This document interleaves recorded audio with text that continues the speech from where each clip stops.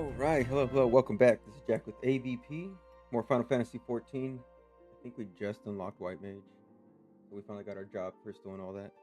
We're gonna have some fun, do some more dungeons, continue the MSQ. Thank you for being here. I hope you're doing good. I'm doing all right. Now let's get into it and have some fun. It's already Thursday. The week's going by. You ever feel like as time goes by, you seem to not have enough time?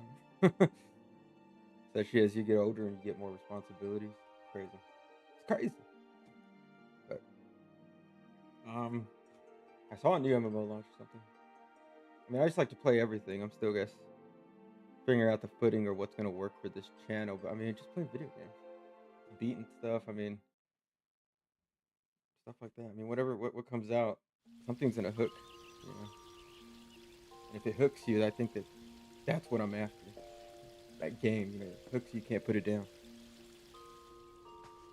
All right. We're all gland. Let's see. Yeah, and then I have tickets.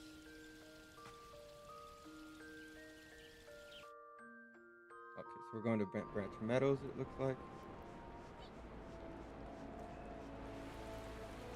And then we'll come back to the Adder's Nest. That's right, we're going there, and then we're going to go up there. Royal Haven. We got that job quest.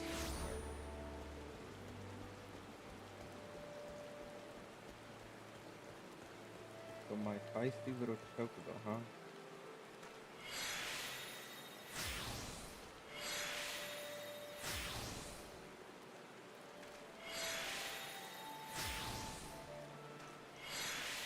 Feel like the game's starting to pick up. I'm getting more features.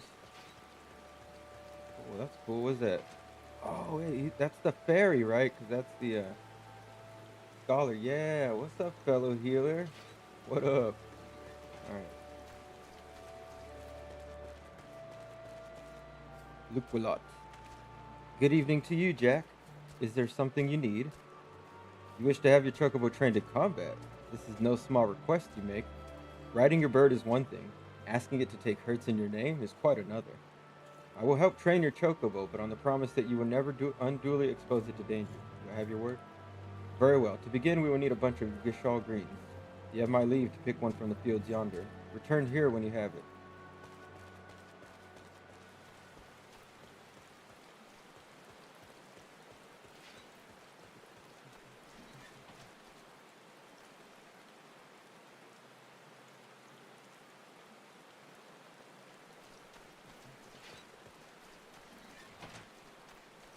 Yeah, quickly, I need to buy some.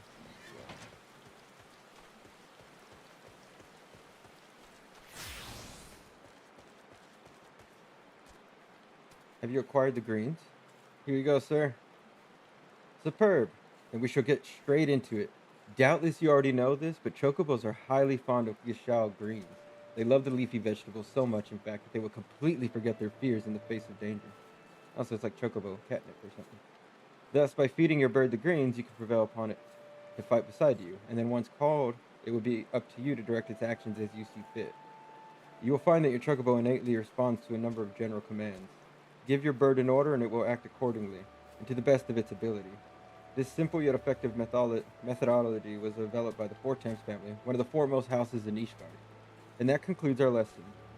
Of course, it is not enough to merely hear about a practice. One must venture forth and attempt it oneself. Summon your chocobo with a bunch of Gishal greens, and together make your way to Sorel Haven. The brood Ziz that prowl the area ought to be a suitable challenge for you and your companion. Put down 3 of them and return here. And lastly, by way of advice, I would recommend you keep an ample supply of Gishal greens on your person at all times. Our resident vendor will be able to provide you with as much as you can carry.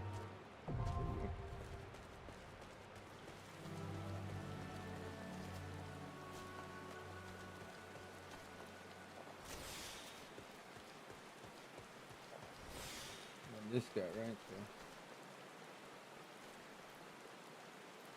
just prepare the gear real quick, might as well.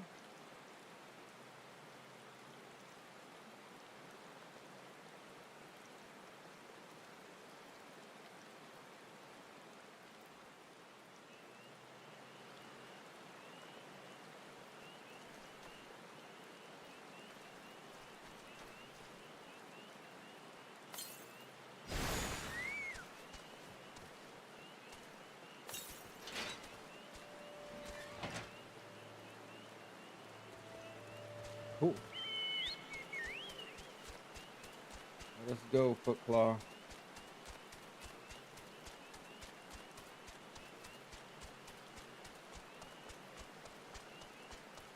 So it is up top.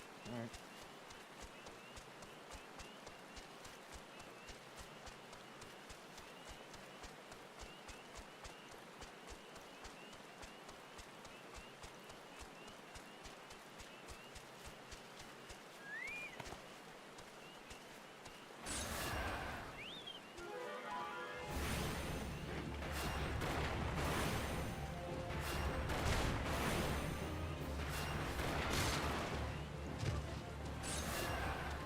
One.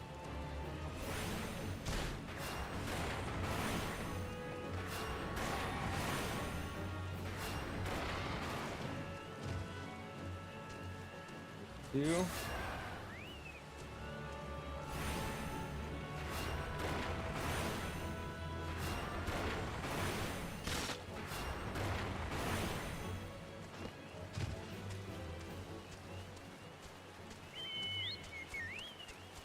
And this is the white mage up here.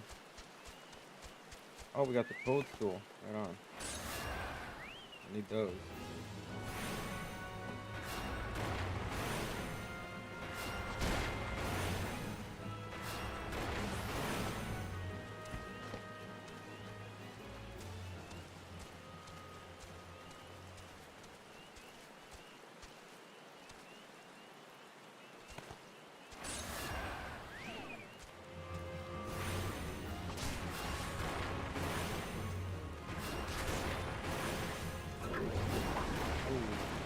Poison.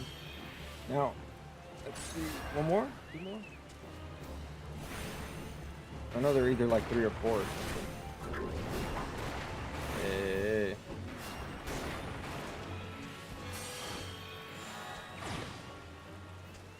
That was a conjure one.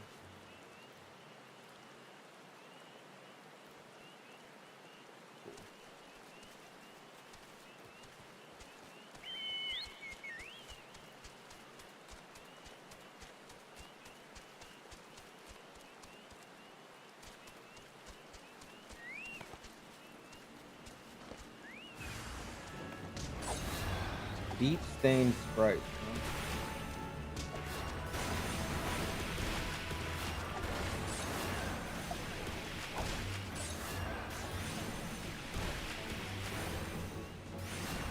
Get him, Footclaw.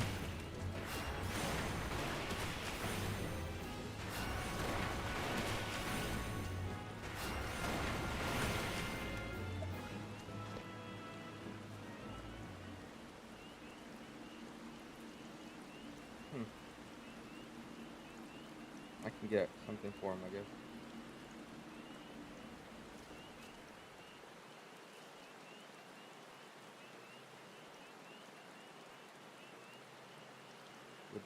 We'll make him a defender.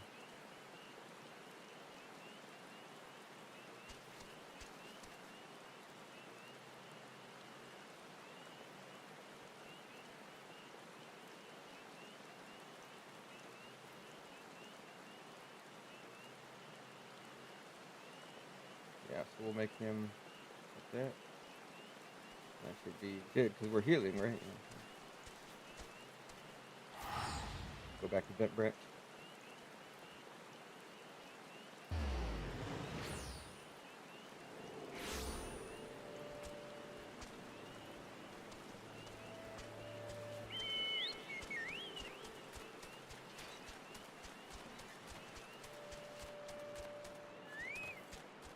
So you have successfully negotiated your first few battles with your chocobo. Well done. Tell me, how did it feel? Was it not supremely reassuring fighting with your feathered companion? Your chocobo can make up for your shortcomings or build upon your strengths.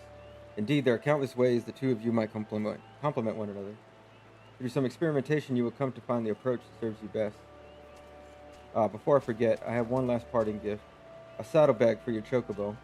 Carrying Gashal greens about can be quite cumbersome, after all, and there should be sufficient room for your personal belongings should the need arise. I pray it serves you well on your travels. Now access my saddlebag, okay. Ooh. That to saddlebag.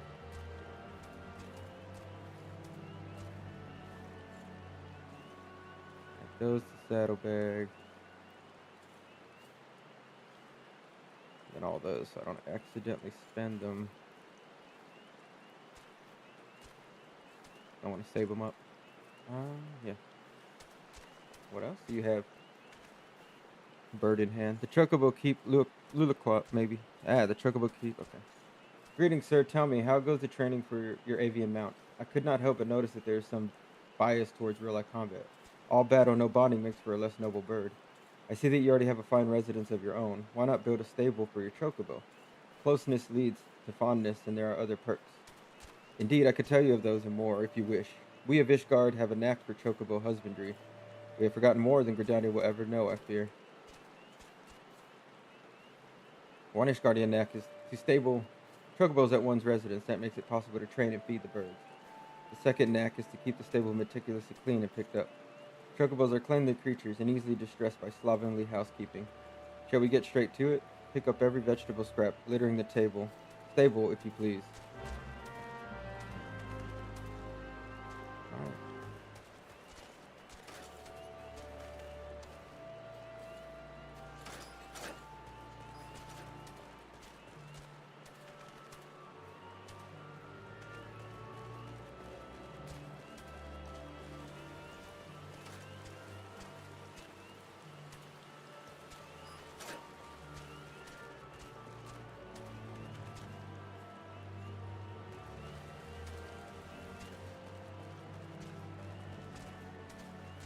Have you collected all the vegetable scraps? Very good, I would take those. Here you go. The place is as fresh as cream. How well the chocobos look, fluffing their feathers in contentment. You would do well to lay in a magic. You would do well to lay in a magic broom. You should need to use those for a proper cleaning, but that is for another time. There's more stable care than simple cleaning, and that brings us to the third Ishgardian knack: fresh feed. I am not the apist tutor of this craft. However, there is one that has a knack right here in Bent Branch. That would be Mistress Margalt, the resident botanist. She is in charge of all cultivars maintained here for the chocobos. Go to her and beg a few greens information from her. She will not stint on you. She will not stint you on either. Okay.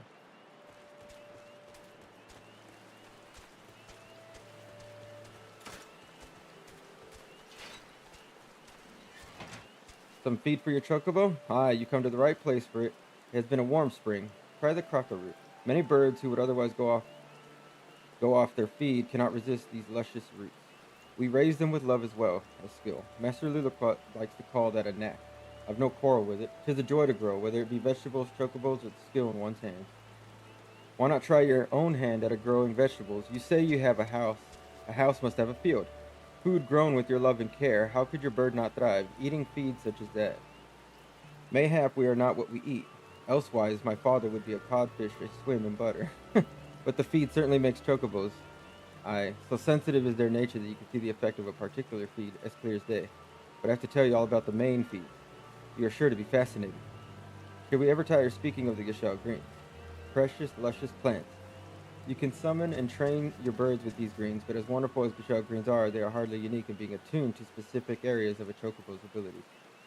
The art of raising a chocobo involves choosing a balance of these vegetables to feed your bird, thus creating a chocobo that is, well, just so. The best laid plans of wranglers are often frustrated by a picky eater, though. Do make sure you come to know each bird's likes and dislikes. There are no pieces of magitech to bend to your will. But when bird and man grow together, why, you might discover something very special indeed. Aye, and you would do well to grow your own feed. May as well fight with a pine sword to raise a chocobo without a vegetable field of your own. Visit a store to buy the seeds, and remember, love and skill, there's the neck. I do go on, don't I? You came for a handful of feed and got an earful. That's the way of it with us botanists. Take this fine specimen of a cracker root to your sweet chocobo, and I wish you both the joy of it.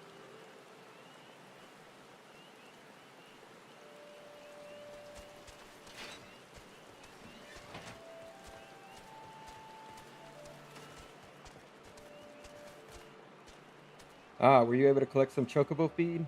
Margalt is never stingy with her vegetables. Here you go. A fine as cracker root as ever I have seen. A magnificent specimen. This will make the training all the more effective, I believe. We come to the fourth knack of chocobo husbandry, Jack. Training. I hear Head Wrangler Keitha about her work. There's a thought. Go and speak with her. She would tell you much and more of training chocobos. What?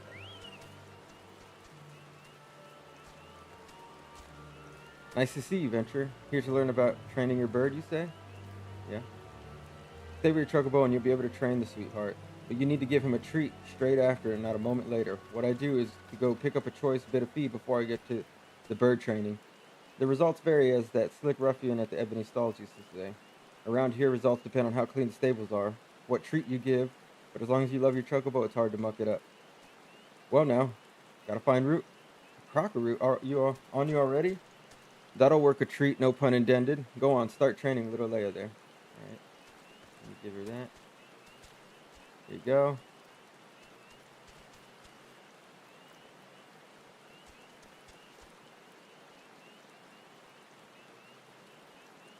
You feed little Leia the gigantic cracker root after her training. Alright.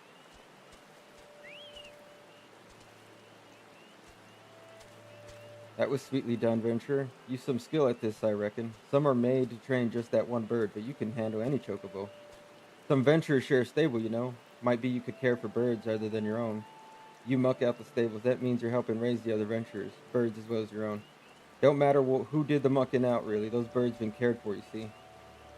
That ought to hold you for a while, I. No use pouring too much wine into a cup. You best return to Lilliput before his Ishgardian brain case starts imagining the worst.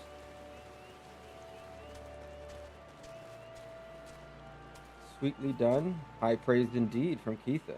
Excellent, excellent. I have not taught you all the knacks you must needs know at this time, I believe. It is my hope that you will add a stable to your residence, and there raise a chocobo to serve as your brave mount and trusted companion. How I long to meet that bird someday. I trust you will not disappoint me. Thanks.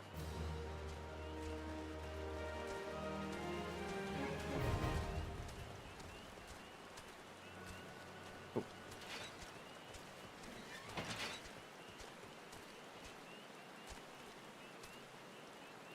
We gotta go back to Ray Osena. Turn in our job thing. No, let's pick up more because we gotta knock him out, I guess. Level what? 40, 41? Yeah.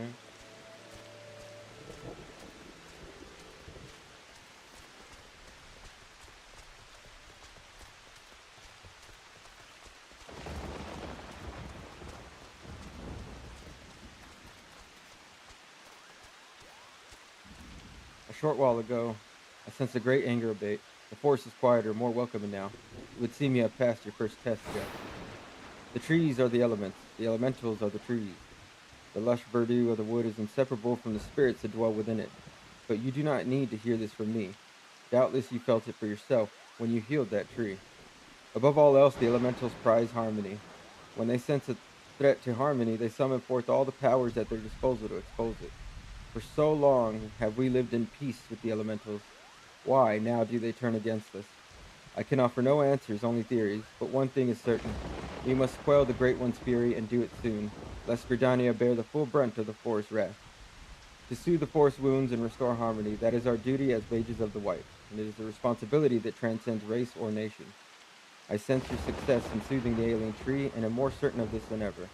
Sadly, many cannot see past established practice and tradition, my dear brother among them. One would hope for a bit more open-mindedness given his youth, but alas, his pride as a Pajar will not permit it. For my part, I am not entirely unsympathetic to his concerns, and yet the task before us is too great. We must bring him around to see reason, but how? Forgive me, Jack. I would be alone with my thoughts for a while. Worry not, I will find a way to deal with Irene. We got regen.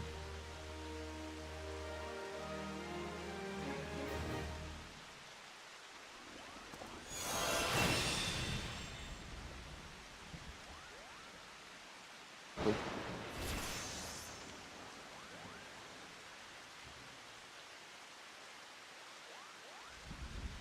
And then this will give me Cure 3. Jack, I owe you an apology. When last we spoke, I promised that I would find a way to convince my brother to accept you, but I fear he intently refuses to heed my words. Why, the more I try to reason with him, the more he shuts his ears to me. All pride and no common sense, that one. I can scarce believe we are kin.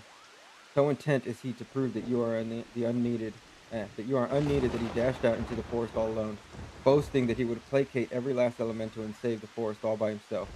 Needless to say, such a task is far beyond his powers. There's a part of me that would like nothing more than to see the foolish boy learn his lesson, and yet, as his sister, I fear for him. Would you go look after him, Jack? Teeds here or no, he is in many ways still a child, and the forest grows ever more unsafe these days. I thought to go myself, but if you were to save my brother from his own recklessness, perhaps he might finally see how fatuous he has been. When last I spoke with him, he announced his intentions to begin his efforts in the bramble patch. With any luck, you may still find him there. Now please go in haste, and before some ill fate befall him. Now we're back to the bramble patch.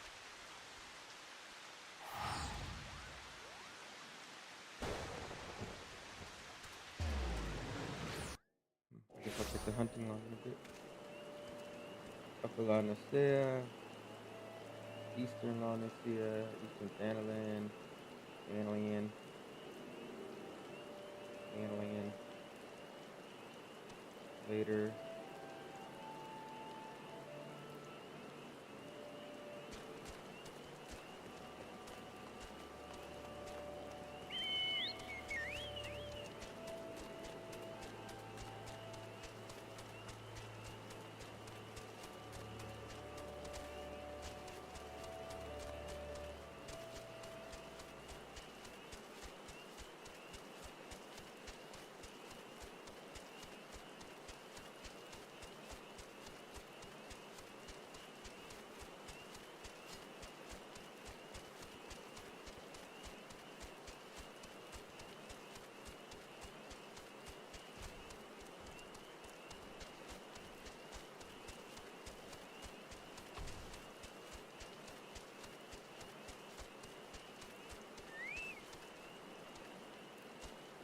If it isn't my sister's favorite adventure, come to show me up, have you?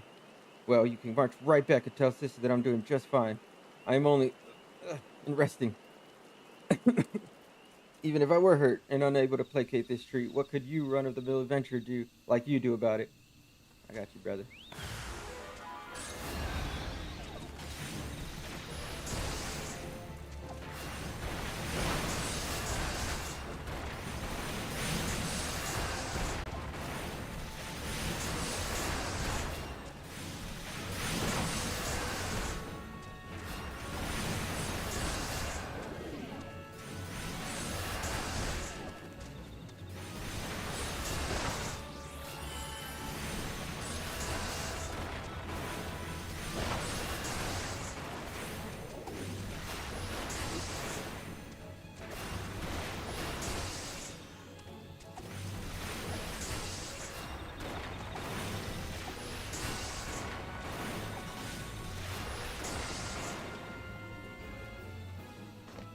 All right, I got you, brother. We'll figure it out. We'll cleanse this. Arun, Arun Senna.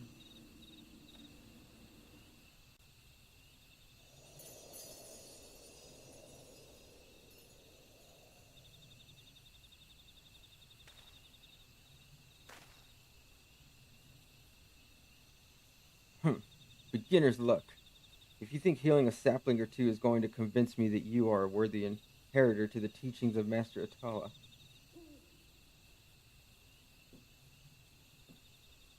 Arun, you yourself do not believe those words. Sister, what are you doing here?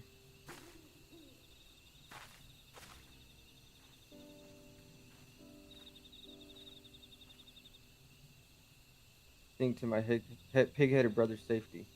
What do you think I am doing? For better or worse, it would appear you suffer only from bruises to your leg and your pride. Arun, for all your obstinacy, I know that deep down you are no fool. No, you are wise beyond your years. You realize as well as I the dire fate that will befall Gridania if we do not quell the Great One's fury and restore peace to the wood. The adventure is not Pajali. This is true. But what of it? Would you blindly trumpet tradition as the very force turns against us and brings ruin to our home? We have a greater calling to answer. You know this. I do, sister.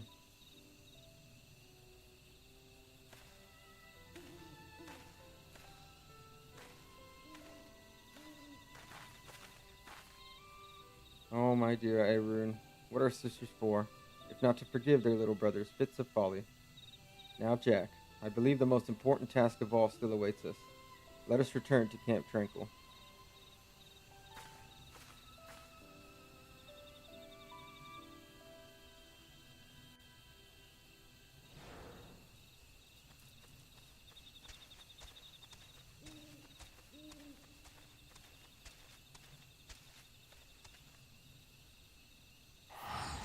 Back to Camp Tranquil. And yeah, I gotta pick up one more, I'm guessing, because I'm level 41, 42? Yeah, 42.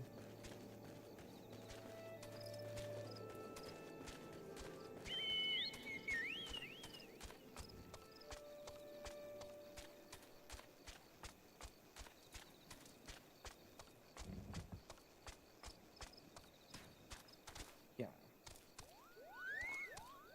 Jack, thank you. I knew it was only a matter of time before Arun came around to reason, and yet his hesitance to accept you was not entirely unfounded. When we first met, I promised that one day I would share with you the tale of how white magic came to be regarded as a forbidden art. Well, I suppose this is as good a day as any for the telling. The tale began some 3 millennia ago in the fifth astral era. It was the time of the endless frosts, when a barren wasteland of snow and rime stretched as far as the eye could see.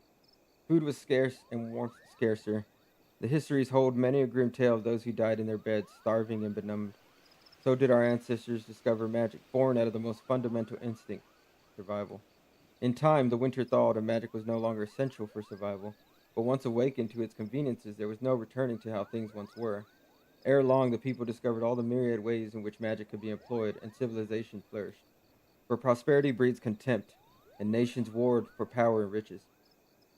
So did the people seek greater and greater power, to rain destruction down upon their enemies. So was born black magic, the most devastating form of sorcery the world had seen. At the same time, another form of magic emerged, brought forth by those who would keep his immense destructive power in check. That is white magic, our magic. Does this surprise you? Just as there can be no dawn without the night, the white and black are but two sides of the same coin. War raged on, and magic was used and abused with little concern for the consequences. And consequences there were. Unchecked use of magic soon dried the flow of ether, threatening to bring blight to the land. The magic of healing. It made little difference. If used with no concern for the ether, our magic could prove as ruinous to the land as the most devastating black magic spell. And so it was that the practicing of white magic was forbidden, with one exception. The Pajal. Our kind were entrusted as sole shepherds of the now forbidden art, to serve as healers and bringers of peace while ensuring that this great power would never again be misused. Though he is still young, Arun feels his profound sense of responsibility as strongly as any of us, thus his hesitance to accept you. But having seen your abilities and the sincerity of your intentions, you can rest assured his doubts have been dispelled. With the three of us united in place and purpose, and your skills ever growing, the day that we may perform the quieting draws near. To our fortune, the Great One has not yet been entirely consumed by fury, but our time remains short. To commune with the Great One and restore the 12's to its former state of harmony, we must truly be one of heart, one of mind. It is to this end that the Atoakant has guided you to us. Further your mastery of our art, Jack, and let us mend the wounds of the wood together. All right. We got Cure 3, huh? That's a big one.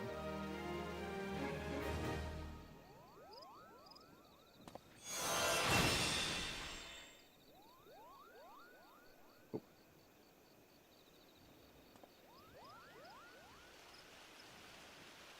Okay, so that is the 45 one. Let's do this.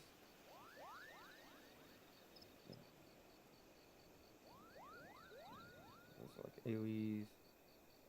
What's the dot? Yeah. That'll work.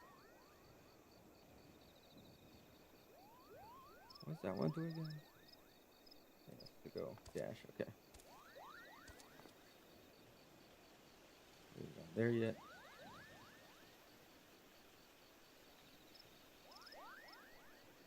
Right, now we can continue the main quest again. Alright, let's go. Cool.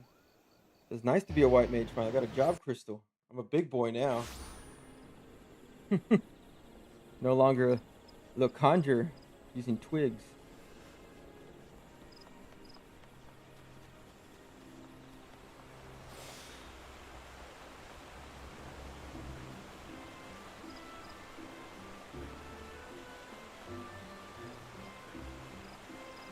60-second.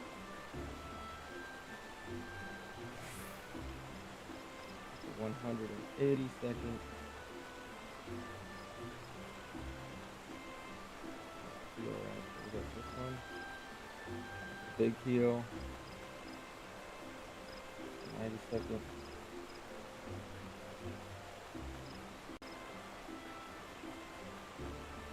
Second. In there.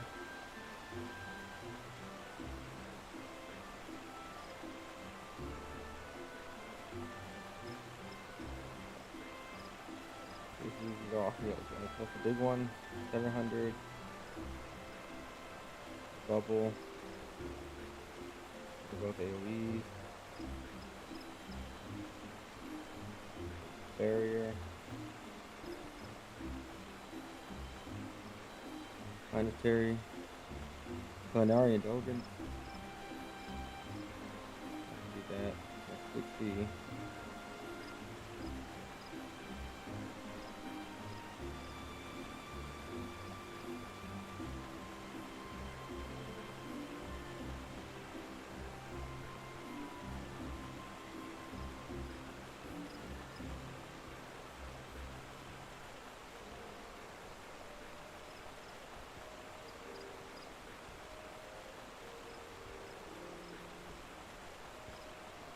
That's it, yeah. Aquavale.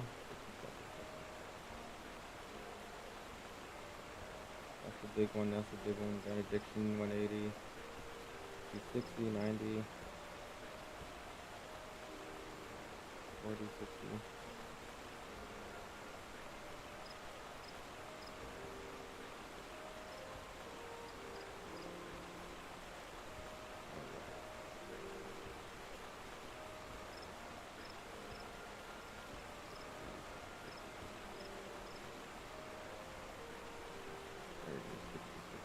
One 20, 60, 40.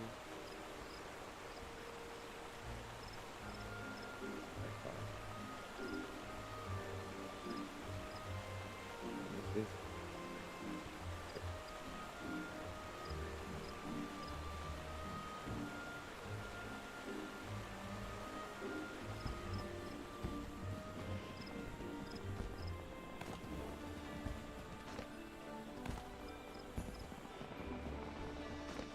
this one does what again? Reduces spell cast time. So that one's gonna be like big when you do if you need to put off cures or something. These don't have cast times. 2 seconds.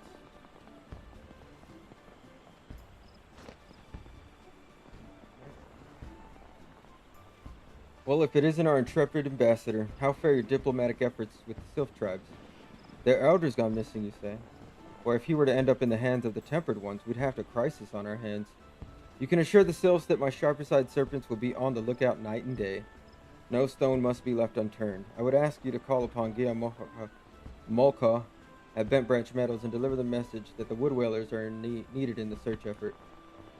Okay, so now we gotta go back over there. Alright. I feel like I was just there, but I was doing that like chocobo stuff. Sorry. Gia Molka. That's the name. A message from Commander Hilu. Hiluwa, you say? The Sylph Elder has vanished. Worry not, friend. The wood whalers have eyes under every leaf, behind every branch. If the Elder is anywhere in these forests, we shall find him.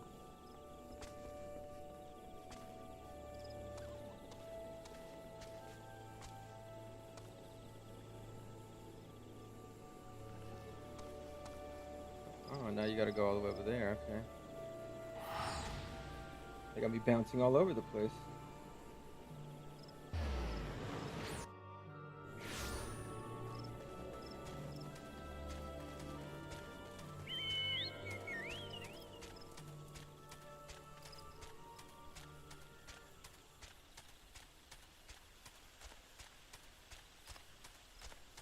At least the path is lit up.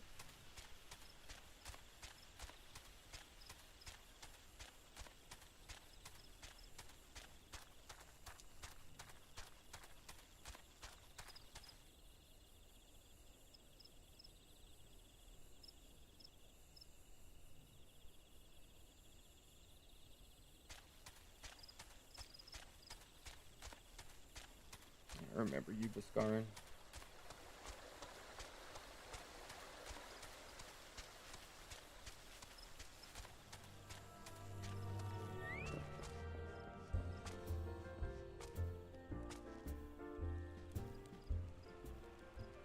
Well met, adventurer. We have the finest grog and grub this side of... not here to fill your belly, eh? Ah, hunger for news it is. Aye, there's been talk of a sylph lurking hereabouts, but I couldn't rightly say if it'd be the elder you seek. Those woodland scamps all look sort of alike. Short of painting one red and another one blue, most folk would struggle to tell two of them apart. If you've the time, maybe you could stay a while and see what the gods have in store. You never know, you might even stumble across this sylph elder yourself. Okay. So now we're hanging out here. Okay.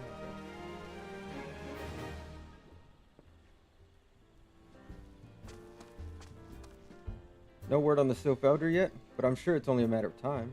In the meantime, how about doing a favor for old Biscarin in return? Right, then let's put you to work. There's a customer outside who's spoiling for a fight, and I need you to cool him off for me. No need to go cracking any skulls, though. Just take this tub of cold water and douse the drunkard. Tends to do the trick. My patrons can swig grog all night and carouse loud enough to wake the dead if they wish, but as soon as it turns violent, I've got to put my foot down. That's fair, man. You got a place to run. You can't have these rowdy people doing stuff. What are you staring at? You want to keep them eyes in your face? Here you go. Hold on. Un momento. Ugh, Nafika's teeth. That's code. What do you mean, no fighting? This Duskwit scum was... Yeah, I know the rules. That bastard gets to keep his skin for now. Nafika's teeth, huh? There, did your thing. Nicely done, Jack. I'll not have my patrons picking fights with each other over a bit of petty prejudice. In case you didn't see, the bloke who caught the brunt of that outburst is the Duskwhite Elezen.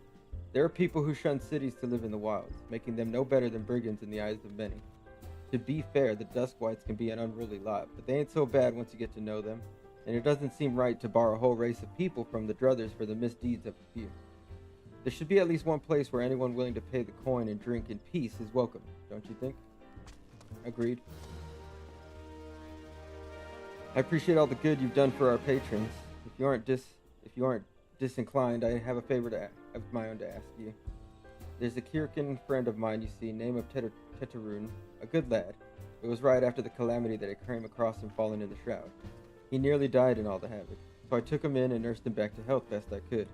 He worked here at my druthers for a spell after that. Got to talking about striking out on his own, he did, and not long after cast his lot with a merchant bound for La Nocia. Well, it just so happens I got to cleaning up around here and came across something of his, this scarlet earring. I know he was fond of the thing, but he must have just forgotten it when he left, so I'd like to see that it gets to him. Can't say for sure where he ended up, but might be a friend of mine can. Rodagan fellow named Bainsing. You can find him on Hawker's Alley in Limsa Lominsa. He knows everything of the comings and goings of merchants there. So now we gotta go to Limsa. There's nothing else here, right? It's all Limsa and stuff. Fast traveling over there.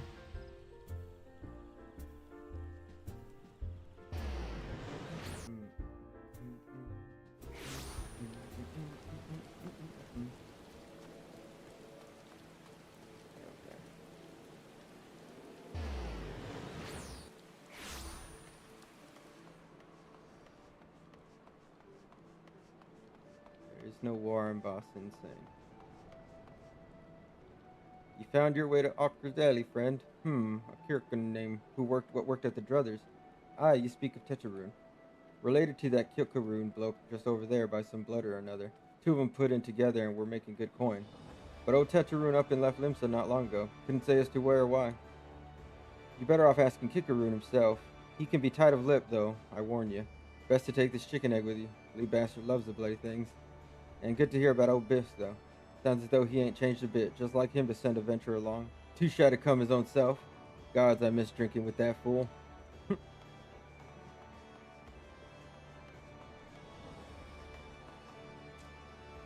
Customer, be welcome. Not customer, not come with custom. Kikaroon, busy with business, too busy for blather.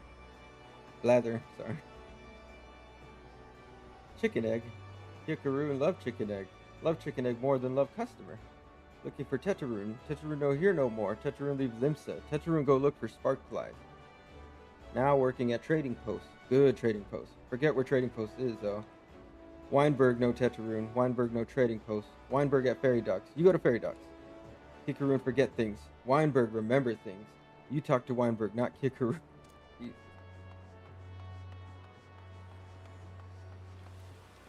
Be a bit much, huh?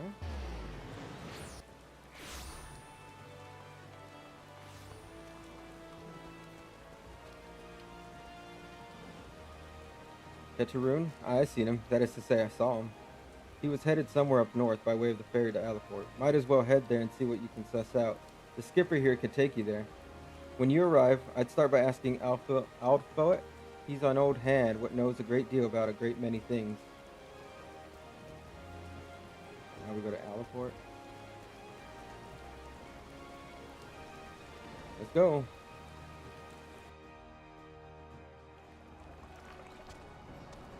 Alphoet. There he is. Tetraroon. Aye, I saw him. That is to say, I seen him. He took himself north through Skull Valley into Oakwood, was looking for a place run by his fellow Kirkin. I reckon he meant the one right on the shore of Bronze Lake. Memorune's trading post. Follow the road, and you're sure to find it. Come on, Footclaw. We gotta go up north through there. That one's not. We got those. We need more dungeons.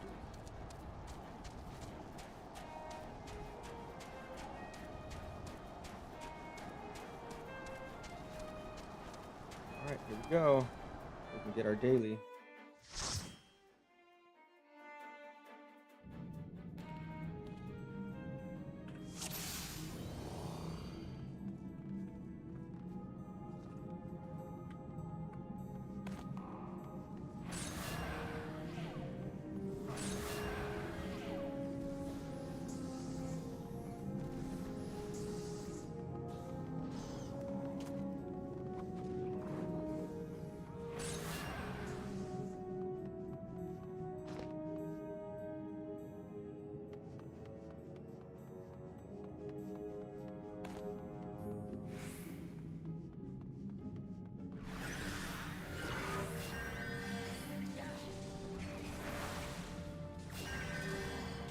There we go.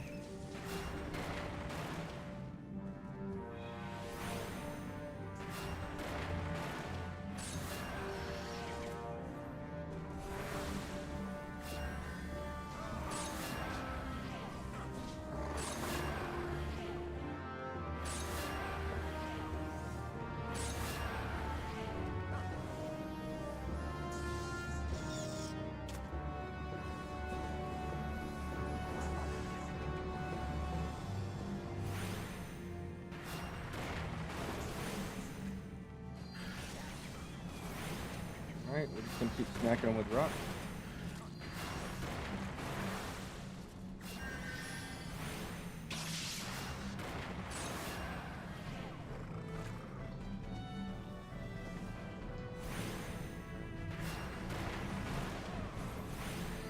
I do like the way this like coral reef place is though in this dungeon.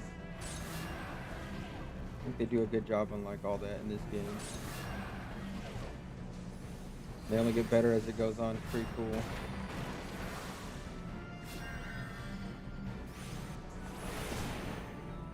Yeah, I think I did like this up to the story of Endwalker, I think. Then like when it came out a long time ago, like 4 years ago or something.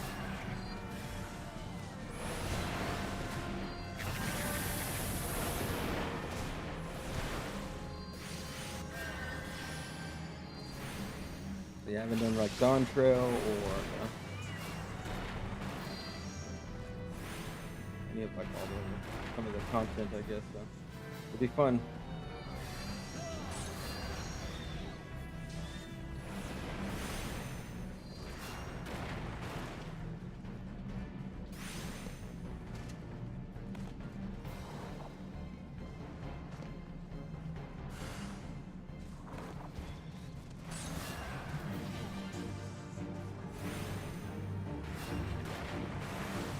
Down.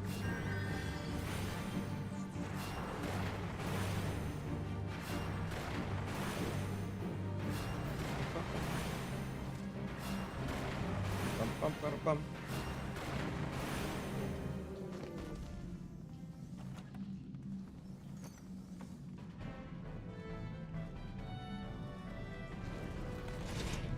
Nice.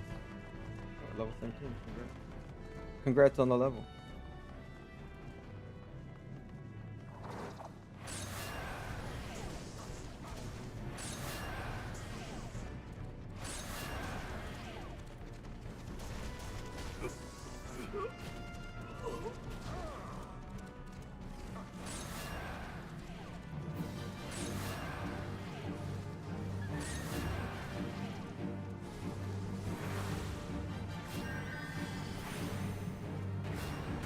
Alright, start chunking rocks.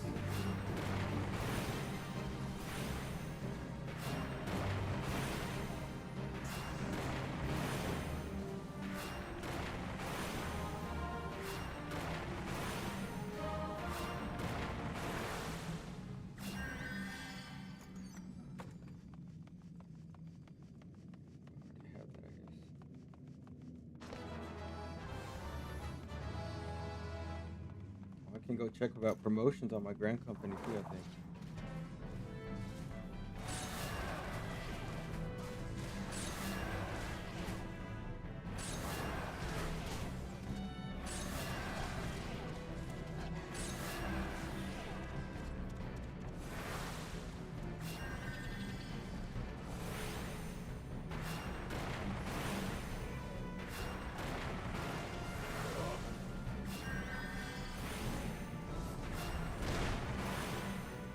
Diamond rocks.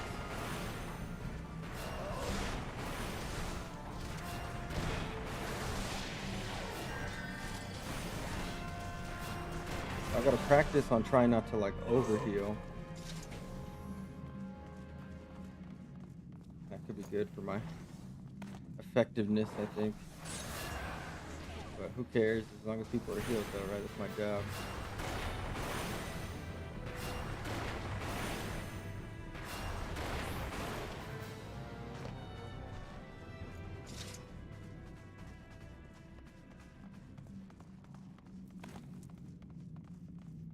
That's a pretty cool outfit. Look like futuristic.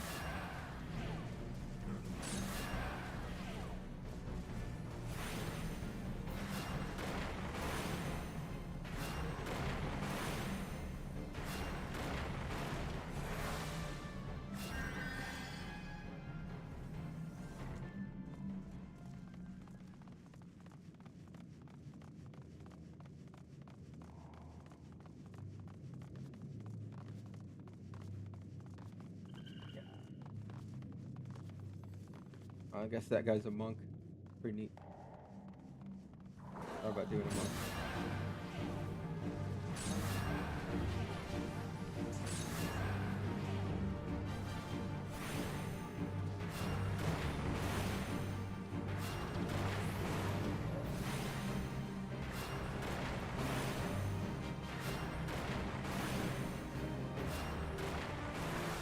Nice.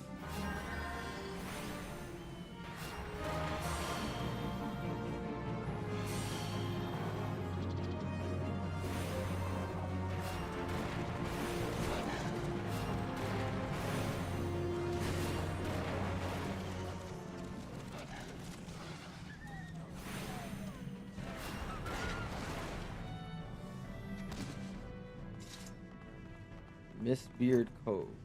I think there's that setting where I don't do dungeons like too low. I think I could put on. I mean, we're gonna be chunking through the MSQ for a while.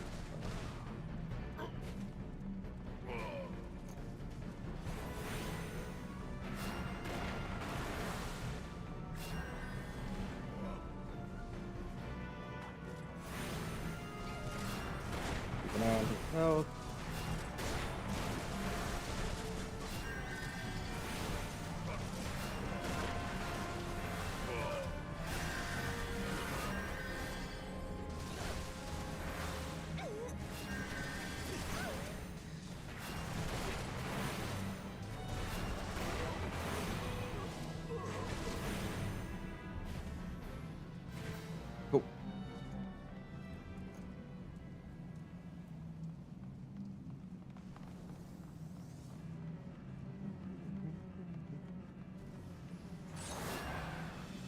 Dun, dun. Just keep chunking rocks.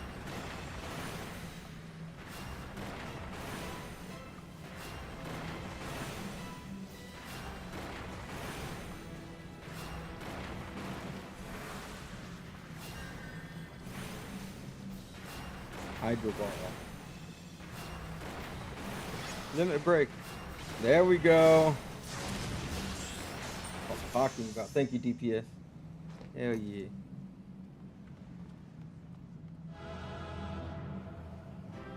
Oh, that's a cool monk one. Look, comic book hair. That's cool, like a monk. Nice. Want it all.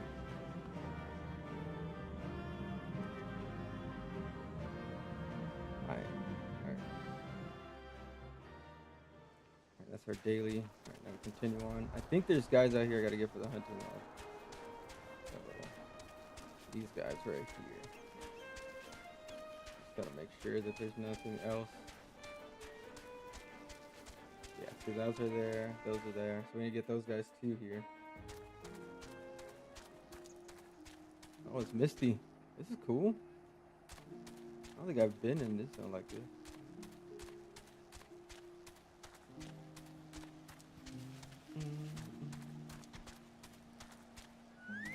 And it sounds like Mass Effect.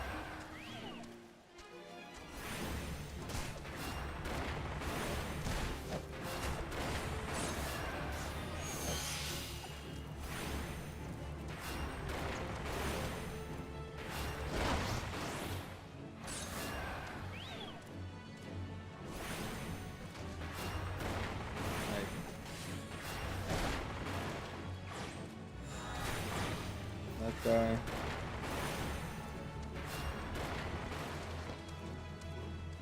There's Tetraroon. Customer, be welcome. Not customer. Not come with custom. Bring something for Tetraroon. This earring from Buscaron. Tetraroon forget this? Forget at Druthers. Tetraroon swore would never forget earring, but never forgot. Tetraroon thank. Tetraroon thank. Good Buscaron, good and good. Good Buscaron, good to Tetraroon. Tetraroon miss good Buscaron. What are these things? These beasties talk. Good Buscaroon help Tetraroon. Tetraroon dead without good Buscaroon. Must give thankies. Many, many thankies. Tetraroon make Kirkun firewater. For Buscaroon. Buscaroon love firewater. You help Tetraroon make firewater. Need thingies to make. Need many, many thingies. Need coral pup whiskers. Need 3 good coral. Okay. Hunt that down, huh?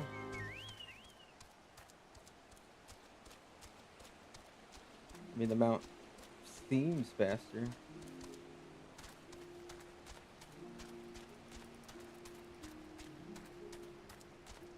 I'm gonna go up here and get those things first. I don't think that they I don't know if he's gonna send me back up here.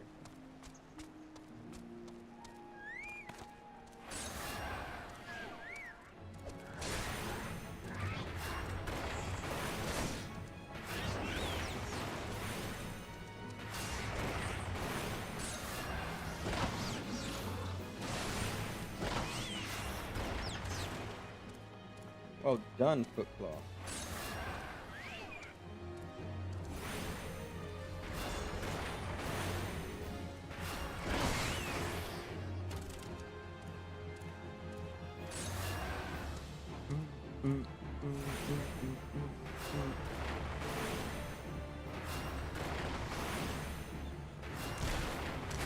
The hell? Well, you want Beast Bumble?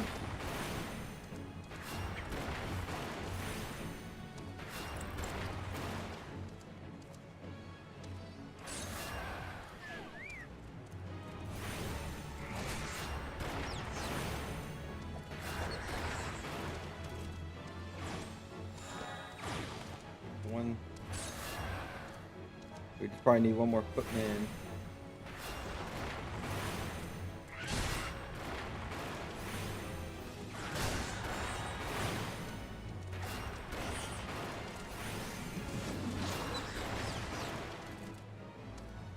So I'm not full yet there. Can get up to 10,000? Okay. Alright, now we're gonna go down here and then do those coral pups. I think that's all I needed. Here. Broken water. Yep. Alright.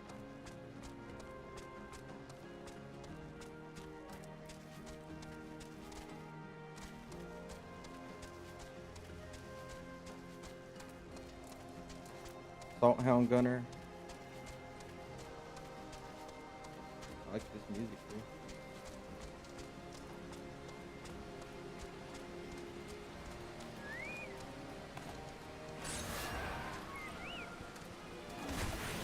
The beetle.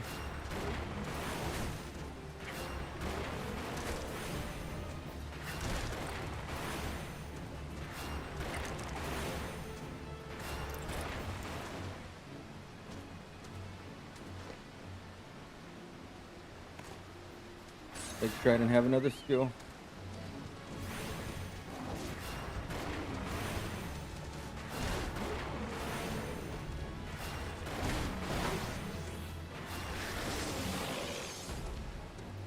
There we go.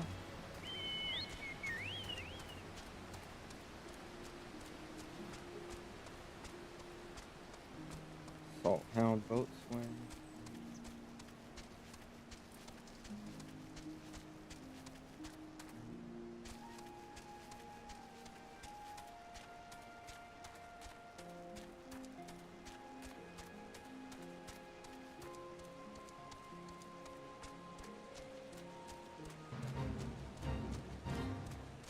Too high level. Sorry, buddy.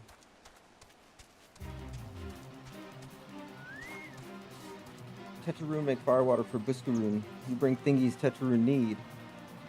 Yes. You brought all thingies. Tetraroon make firewater now. Make good firewater for good Buscaroon. Tetraroon start making firewater now. Good firewater take time. More time, more good. You come back later. It's later. Tetraroon make firewater. Good, good firewater. You take to Buscaroon. Okay.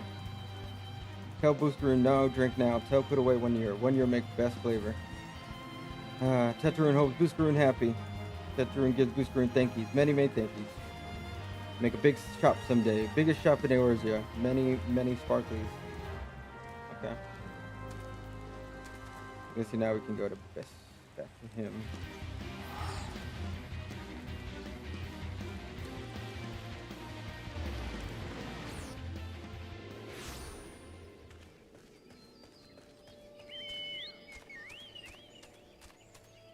Alright.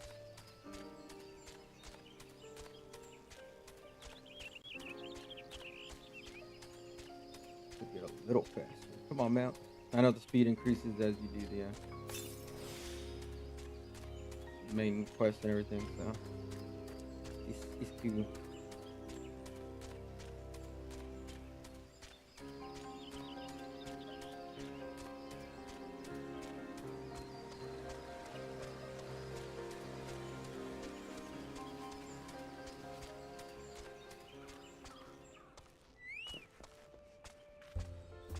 Ah, you've returned. Thank you for seeing Tetraroon's belongings to him. What's this? For me? Hey, man. Here, current firewater. So he remembers my fondness for the drink, does he? Why that old? Aw, bloody hells. Who's cutting onions back there? He says to show for a year, does he? That sounds about right. I hate to have to wait, but I reckon it'll be worth it. This stuff has an aroma and body unlike any other drink I know. It's going to be a long year. What say you come back then, friend? We'll see if we can make it through this bottle together. It's been a year? There was word while you were away. Sylphs were seen in the wood, but near no lands of their own. No, this was a place near to here, a place we've never known a Sylph to come. Something must have given them cause to venture this far. More than like a missing Sylph elders among them. Here, I've marked the tract where they were sighted on your map. Go see if there's anything to be seen. Bum, bum, bum.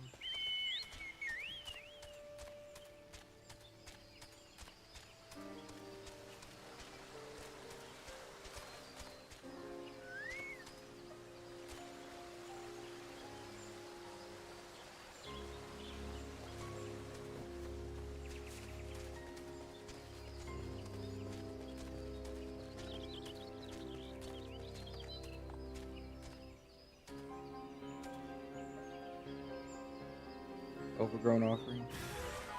Eh. Get him, Footclaw.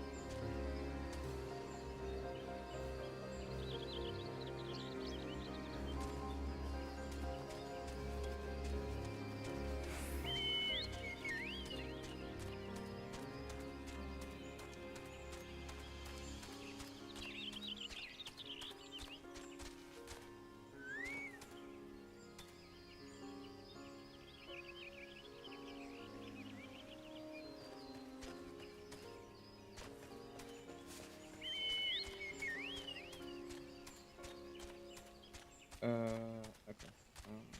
Yeah, I can go around this way. All right.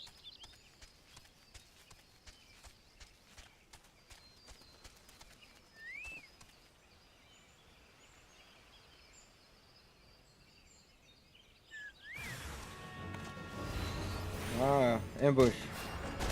Your favorite. Garlean.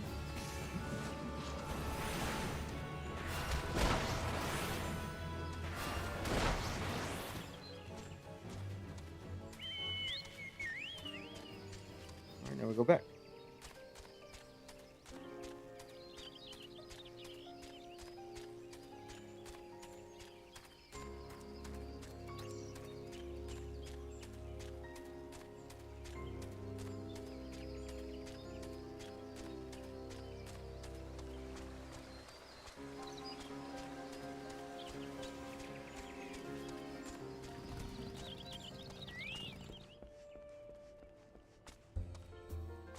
So, was there aught to be found in the wood? What did you come to? Garleans? In this part of the 12's wood? First sylphs and now Garleans, and all in the same place? It cannot be mere coincidence. Might the Garleans be following the sylphs, tracking them, or giving them chase perhaps? But no, not this far into the forest. The Whaler's spires are everywhere. Imperials could never have stolen past them all. How in the bloody hells could they? Unless someone guided them through. Someone who knew where the spires stand and when the Whalers watch. A Gridanian traitor. Dude, traitors suck.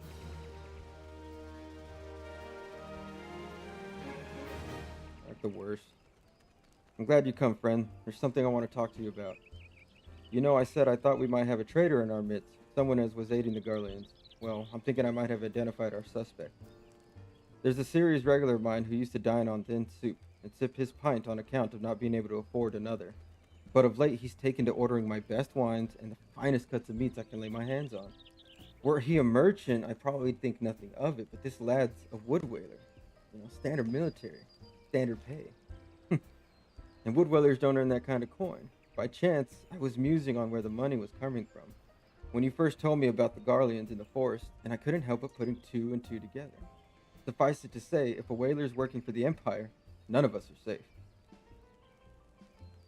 The lad I'm talking about goes by the name of Laurentius. Last I heard, he was in the South Shroud. Find him, Jack, and if he is up to no good, put an end to it. And him, if it comes to that.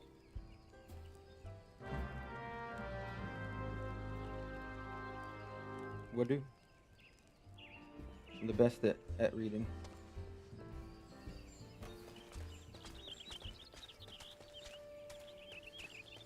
I like this little setup here.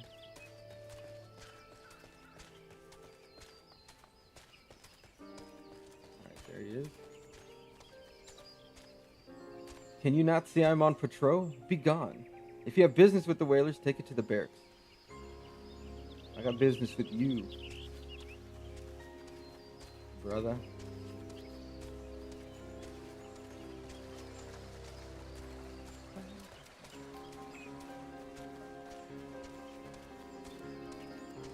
Not long now. To think patrol routes and rations would fetch such a price. No more than I deserve, though. 'Tis little wonder the Empire has risen to such heights. If only the Whalers paid men their worth. How long have you? Please, come quick, my friends. It is I, Laurentius. I am under attack. friends. With the enemy.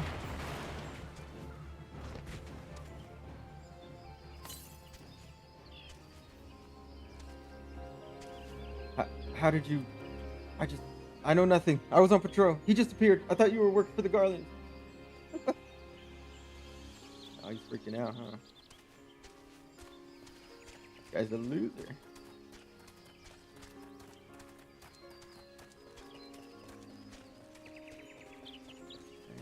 Probably. Are you in here? Right, you're not in there. Oh, hello. Where are you? Level 30 an archer. Oh, their little things are talking. I think like they're like staring at each other. You okay? Cool. Whoa. Whoa. Come out. Let's do it.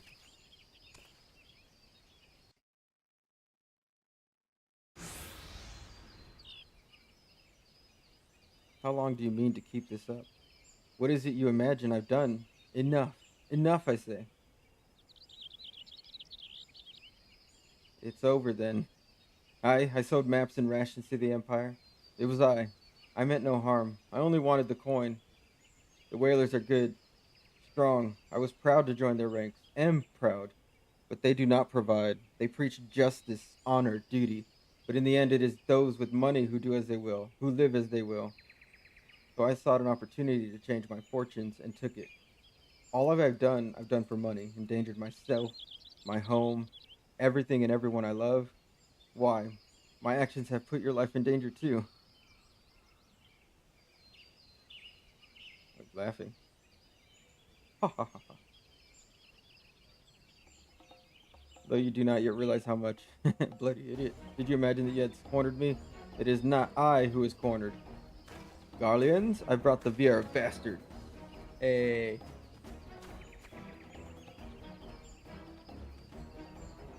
Permit me a question, if you will. Are all adventurers so deluded as to believe they can challenge the power of Golemald? You would need a veritable mountain of gil to fund such an endeavor. Such is the cost of fighting great power, or of making it, or of remaking it as we will Gridania. Well then. So that's the way of it. Swapped your hard bunk at the barracks for a feather bed in Garlemald, did ye? Hey. You there, Viera. You stand here at old Buckswish, no? Then you don't stand alone. Hell yeah. Let's get it.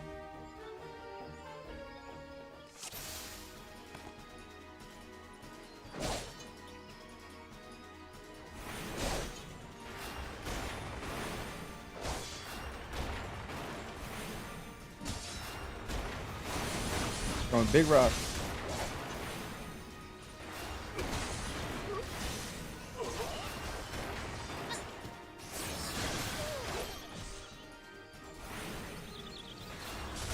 I don't think that's gonna hit me.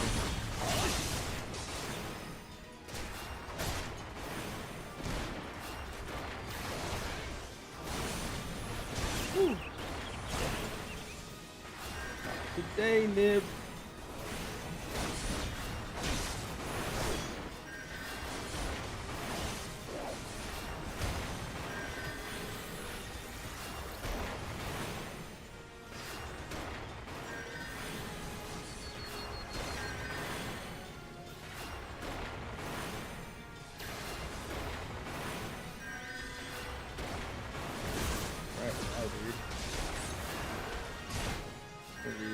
So strong.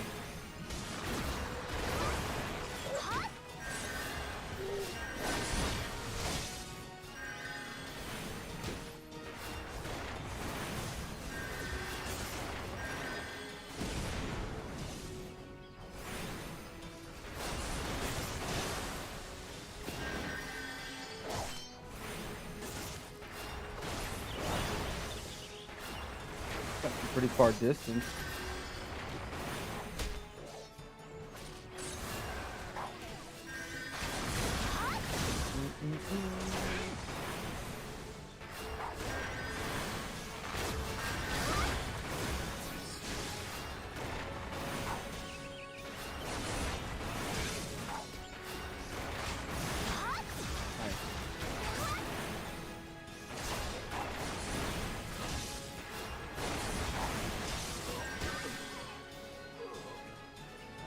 Duty complete. Impossible. How did you best the Empire's finest, and with bandits and poachers at your side? They are your sworn enemies. Why do you fight with you and not against you? But I know the answer only too well. Buscaron. This is his doing. His words are wont to inspire men to act. Better men than I. Gods, what have I become? What have I done?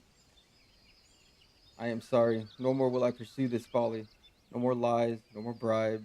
I will go to the Order of the Twin Adder and confess my crimes. There's something I would like you to tell Buscaron. Tell him Lorientis the Fool says thank you.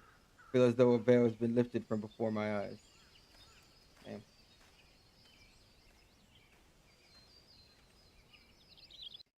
That's crazy.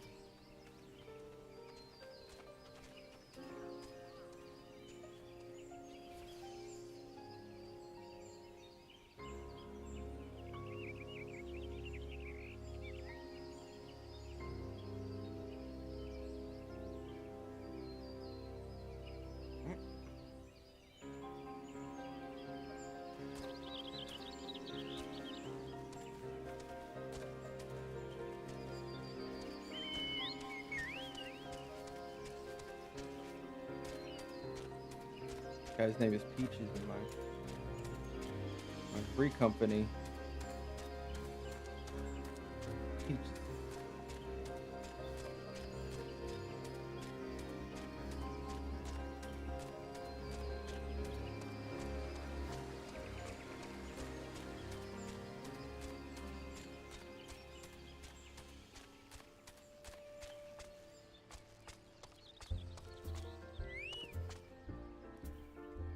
Aye, Lorientis confessed to his crimes. I just had word from the Twin Adder. Seems he marched straight into the nest and gave himself up.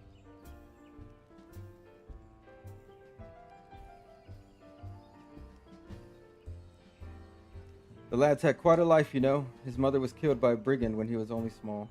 As a young man, he joined the Whalers, hoping to spare his fellow Gridanians the misery he'd known growing up. Trouble is, protecting Gridanians too big a job for one man, and he came to believe that he couldn't make a difference, that it was hopeless. There are few things more dangerous than desperation, and a man lost in the dark is easily drawn to the glimmer of coin. I reckon he thought that if he could change the lot of his fellow men, he might as well change his own. Or he couldn't change, okay? Thing is, he was making a difference, just not on his own. Somehow he failed to grasp one simple truth, that those things we cannot do alone, we must do together. And I asked you to thank me. He asked you to thank me, did he? Then there's good in him yet. I just hope them at the Adder's Nest are able to see it. What he's done ain't easy to forgive, but I'd like to think he'd be afforded a chance to make amends. But let us leave fates to the 12. I have other news for you, Jack. The Sylph Elder has been found.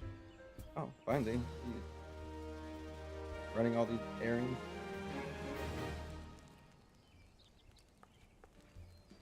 Oh, look at these two. It's taken us a fair old while, but we finally got our hands on some reliable information concerning the whereabouts of your missing green friend. His name is Frixio, and he is the eldest amongst the Sylphs of Little Solace. Long has he represented his kind in dialogue with the Gridanians. Yes, he's like a bridge between us and them, a small, leafy green bridge that we can't find at the moment, and bridges are no use if you don't know where they are. That's why it's so important that we find him. There's an abandoned dungeon called the Thousand Malls of Totorak here, in the South Shroud. It goes by the entrance to the place that Frixio was seen, and not long ago neither. If you hurry, I reckon you'll find him. Walking ones, please help this one. This one needs help. Needs help to help Elder One, poor Frixio. Oh. Whoa, whoa, whoa, hold your chocobos. Take a deep breath and tell us what's wrong, nice and slow. Elder One went into Totorak, but has not returned. This one is worried, so very worried. And you're right to be. The place fair crawls with nasties waiting to make a meal of anyone daft enough to wander in. What in the seven hells was he thinking? Entering that bloody death trap? Elder One had no choice. Imperial ones were chasing Elder One. Please, Walking Ones must help Elder One. Help Elder One now. These fates conspire against us. Forgive my pragmatism, but Frixio is our best hope of reaching an accord with the Sylphs. Were you to lose him, all our efforts thus far will have been for naught. I would tend to her wounds. Ida, make haste to the Adder's Nest and request assistance. Right. Understood. Let's go.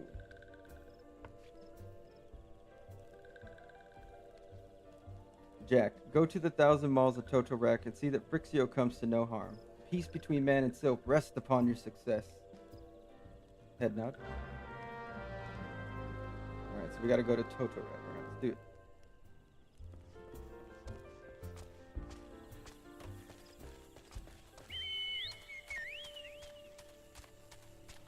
Come on.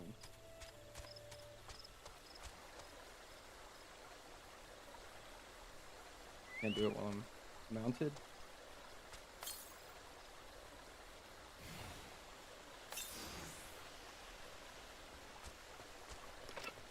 Alright.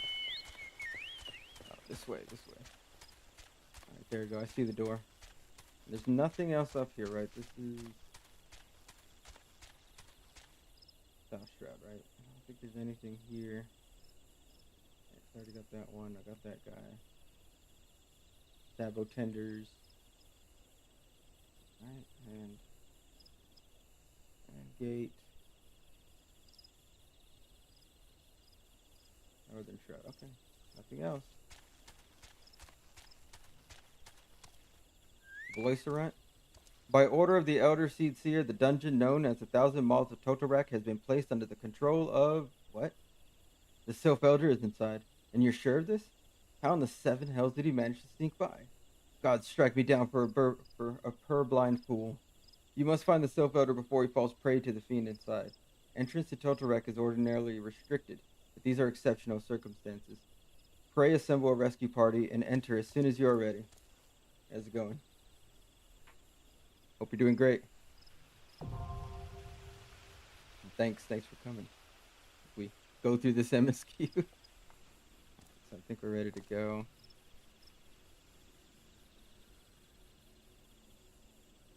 There's 1,000 miles of Totorek.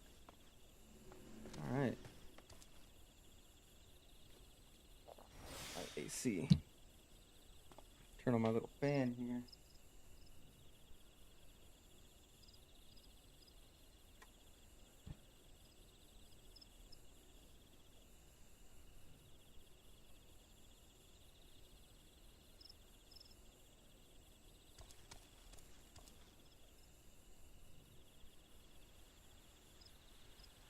See if this pops.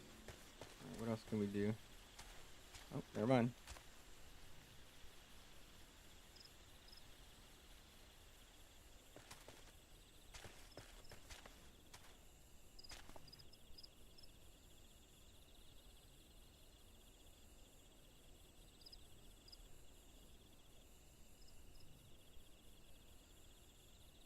Come on, DPS.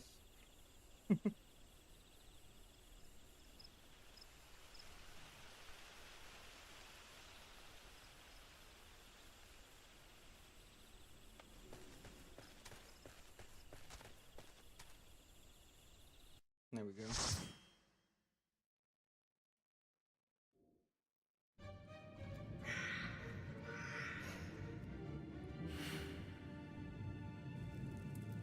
Beasties.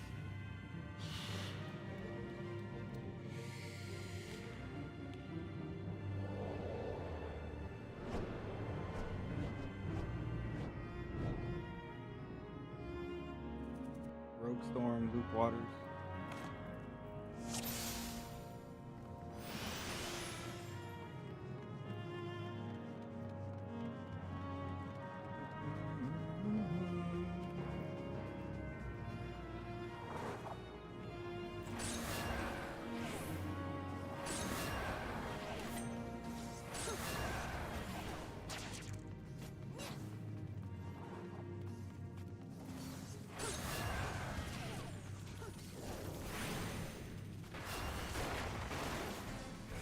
Serpent is tier 2.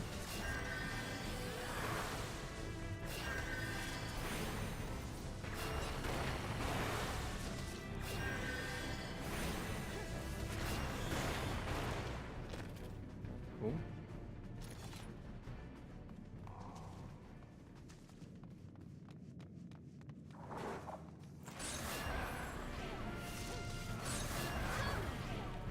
There we go.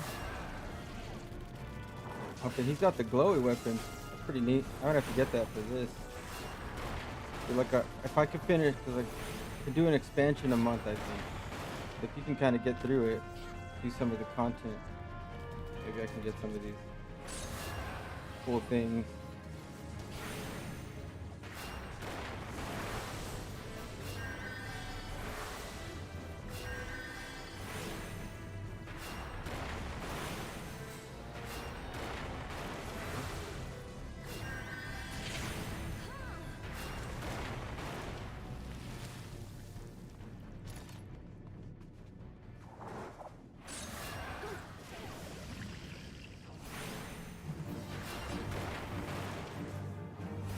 Alright, we can't dispel that.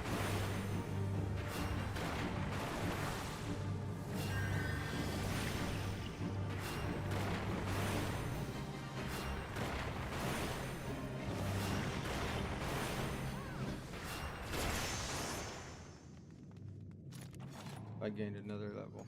Sweet. I just greed everything so I could turn it into the company later.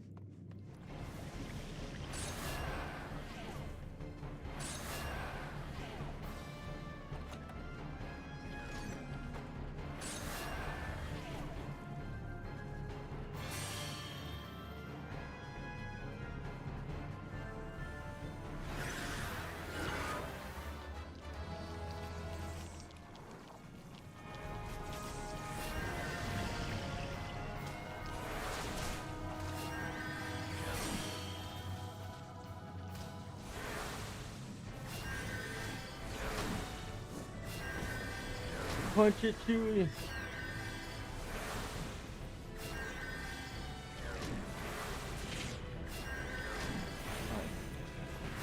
Yeah, I don't think I've cured 2 yet.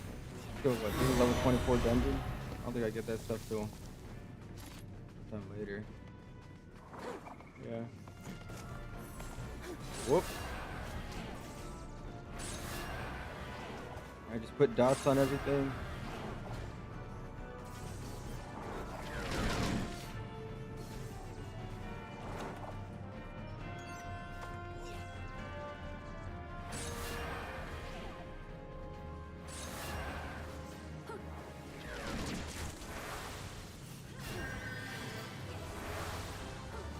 Thank you for the loot.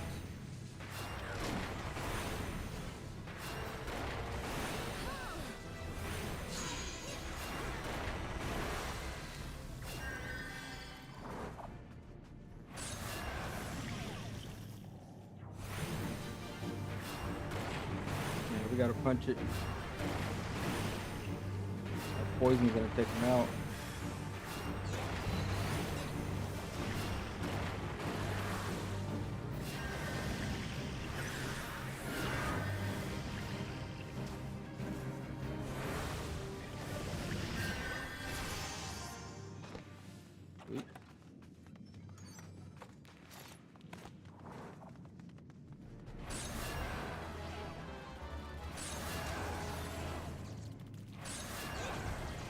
They changed this dungeon, didn't they? Didn't this used to have like a bunch of green stuff everywhere?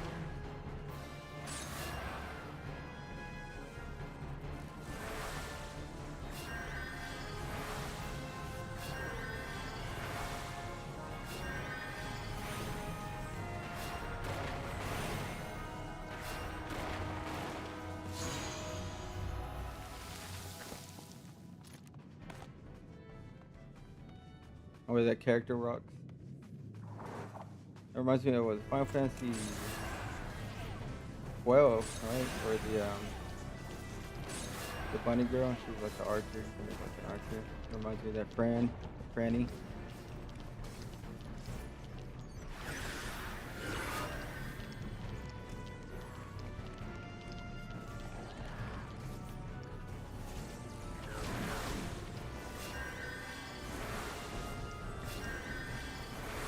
Keep punching. They can kill. You get more of your tools.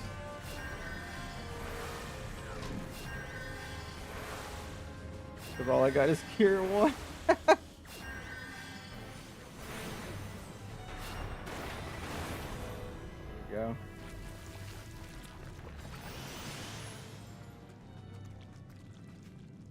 Cool. Went pretty fast. A lot of There's old content though, I guess. That's gonna be quick. Oh, it's this guy. I can always watch it later. I forgot that these early ones kind of put these people, like, see people wait on these. Yeah, see, there's like this green stuff everywhere, wasn't there at one point? I can always go watch that later.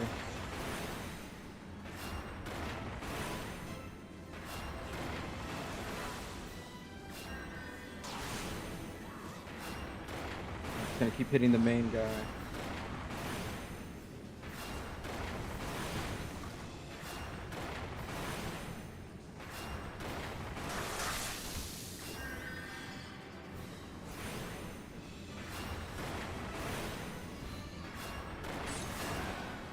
Uh-oh.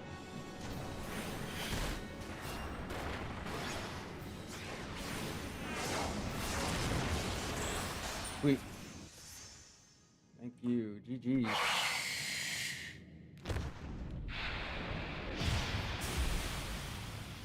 You know, an Ascian was involved. We're back. Little fist bump he did.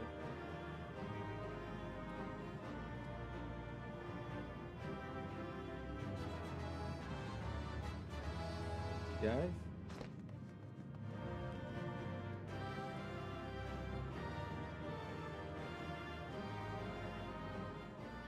Luke Waters. Here we go.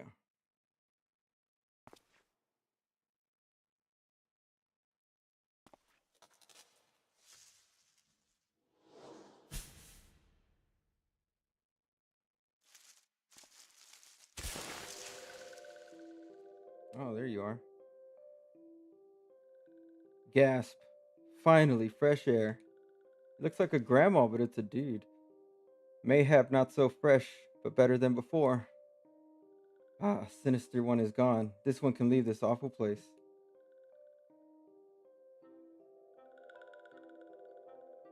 Did Walking One vanquish the many-legged one? This one is grateful to Walking One.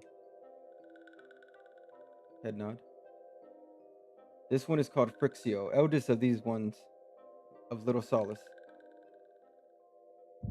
Oh, here comes the migraines.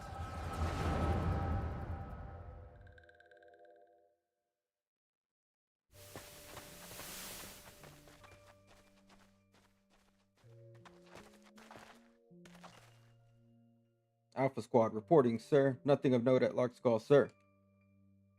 Understood. Return to Area 12. Damn it all. Where's that accursed icon hiding?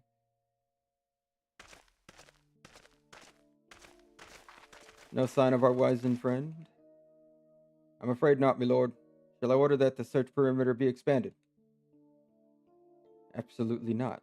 We risk alerting the Gridanians to our presence. His Excellency bid us avoid unnecessary confrontation. Loath though I am to admit it, I have found no evidence to suggest that Ramuh will be gracing the mortal realm in the near future. I ask you, what good is God who does not grant one's wishes? Were I were Sylph, I would strongly consider finding myself another idol. Which reminds me, what of the Sylphs we've captured? A handful of them seem to be in reasonably good health when last I looked. Ah. Apologies, my lord. I fear we may have been overzealous in our efforts to compel them to summon their icon. Really, Centurion? Were you not aware that vegetables bruise easily? It is well that I did not entrust you with the important task of making my dinner. Well, maybe it was a kindness. Better dead in truth than dead to one's own god, I suppose. If you believe such things. Dawn is upon us. Make ready to withdraw. Huh. Garleans. Useless. We are so close to completion. I could fair taste it. But at this rate. No, I must be patient. Our efforts will bear fruit in due time. What was it you always said? Ah, yes.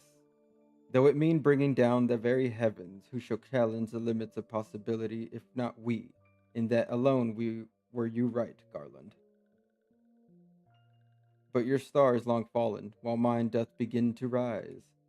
And it shall burn so bright that Lord Ban Balsar's ultimate weapon will seem a mere candle beside it.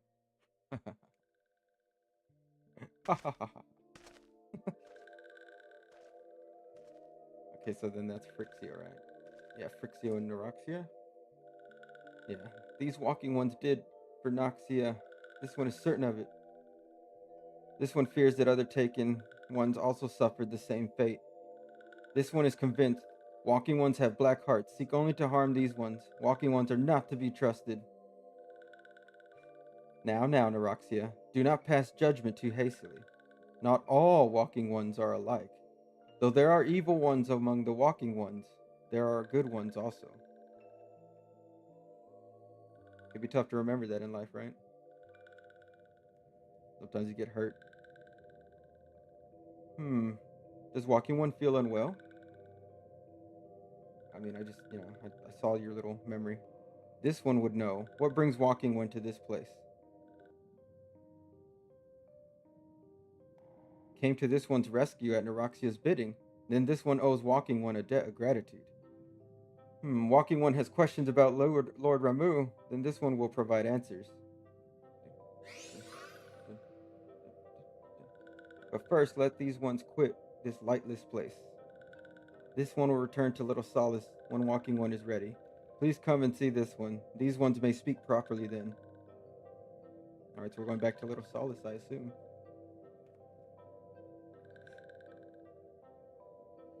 Then it is settled. Let this one accompany walking one outside. It makes all little noises, kind of like the Moogs.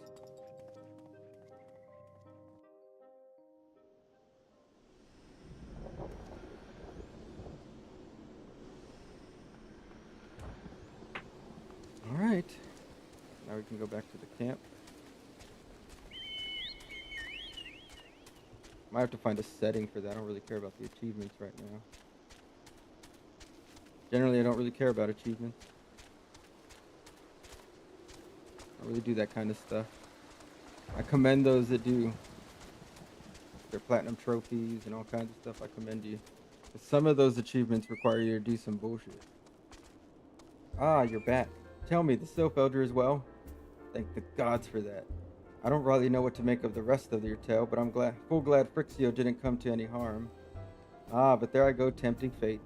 Run over to Little Solace and secure us a peace with the Sylphs before aught else befalls us. Rest assured I'll send word to our friends of Charlayan and of the Twin Adder both.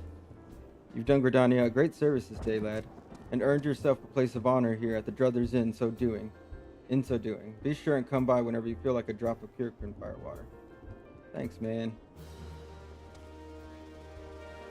Say, friend, there's something I'd like to ask you to see delivered to the Sylphs of Little Solace. This Azima rose oil. It's a gift to celebrate the safe return of their tribe's elder and a token of Gridania's desire to unite. The wood is not what it once was. The calamity changed the elementals, weakened them until their strength is returned. We must lend them ours to keep the wood safe. But ours alone would not be enough. We must have the strength of the Sylphs as well. Only by working together and fighting together will we survive together. And the 12s would with us. The gift I ask you to bear is the symbol of the hope that both Gridanian and Sylph alike will live to see the light beyond this darkness. Alright. Thank you. Oops. Oh, I'm just gonna get the Hawthorne hut. Yeah, I'll take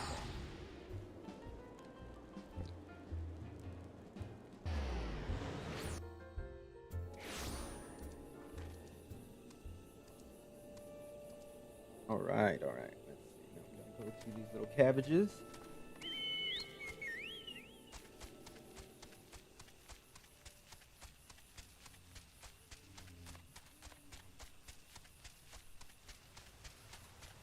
Let me see. Can I take that off?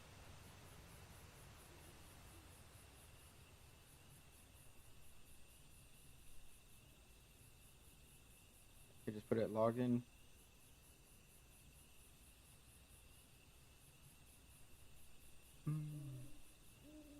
Guess there isn't really anything, huh?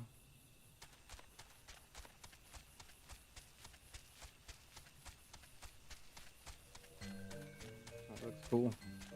Little pods. Hello. A gift from Walking One Buscaron. A gift for these ones? Here you go. Such a lovely scent. This one has never smelled anything like this before. Walking One Buscaron and Adventuring One are very kind. Know that this one is deeply grateful. Many Walking Ones are scary. Many Walking Ones utter many lies and much deception. But this one is moved. Let all these ones be friends forever. Yeah, man.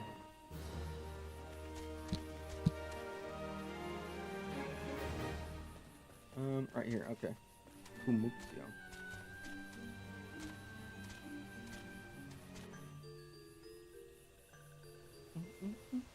This one has been expecting Walking One. This one fetches Elder One.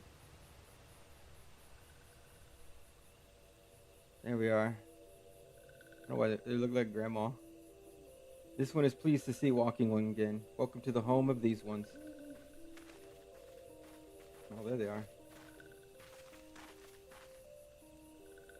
Ah, there you are, Jack. We have just been hearing tales of your deeds of daring do. Well done.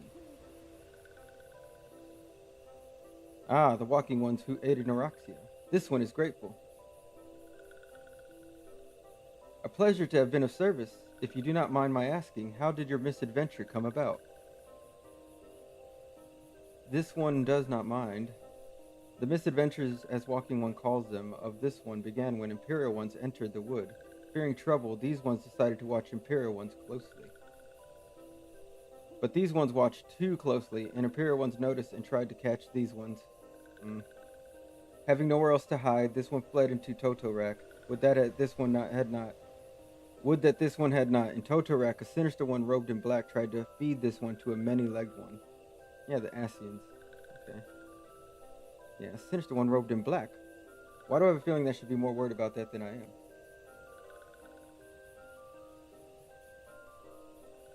Elder FFXIV, we come to you as emissaries of the nation of Gridania. This missive bears the words of the Elder Seedseer.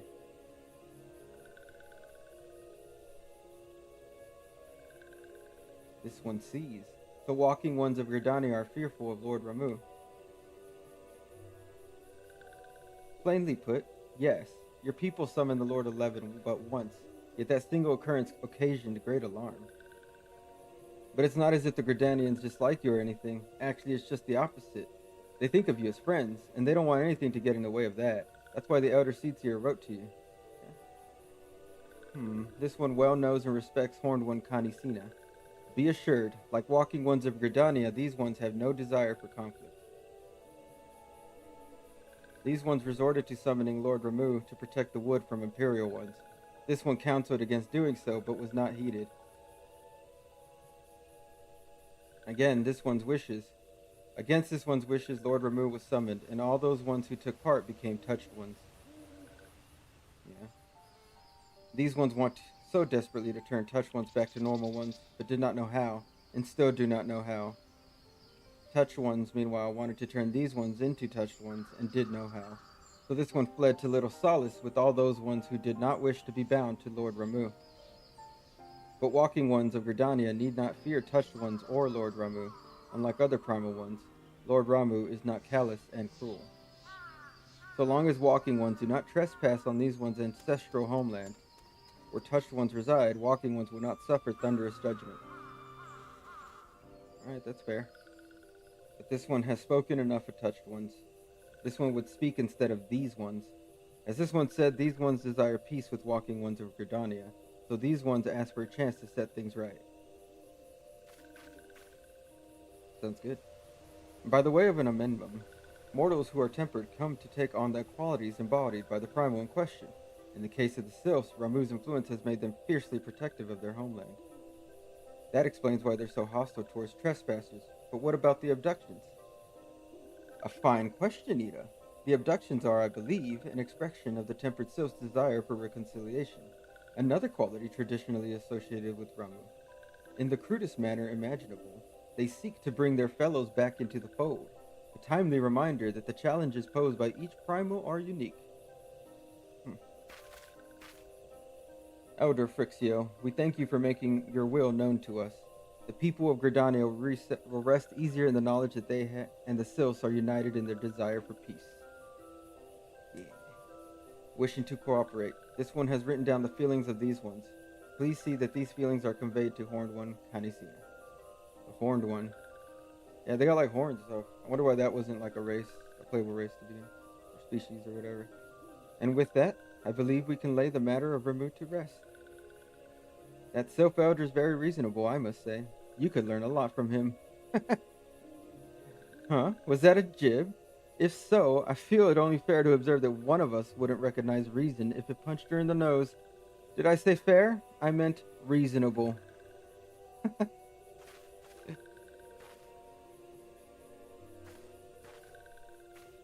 Anyway, we're going to head back to the Waking Sands and tell Minfilia all about it. Fear not, we will be sure to mention the instrumental part you played in all of this, and while we see to that, we should appreciate it if you would deliver Frixio's missive to the Adder's Nest.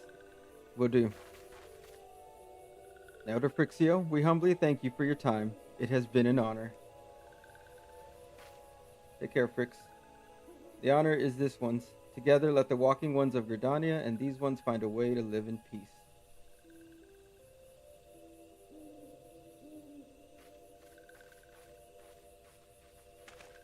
Please wait, Walking One Jack. What do you need? This one has yet to give Walking One a token of this one's appreciation. Oh, wow. When this one summoned Lord Ramu, these ones were gifted this crystal. This one would now bestow the crystal upon Walking One as a symbol of these one's trust. Well, thank you. More power. Yes.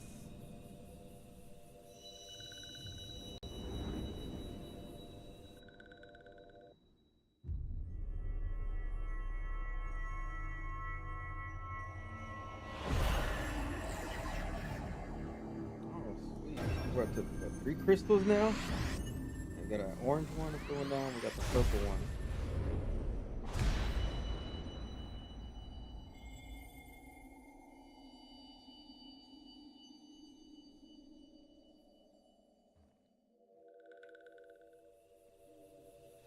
This one was not mistaken about Walking One.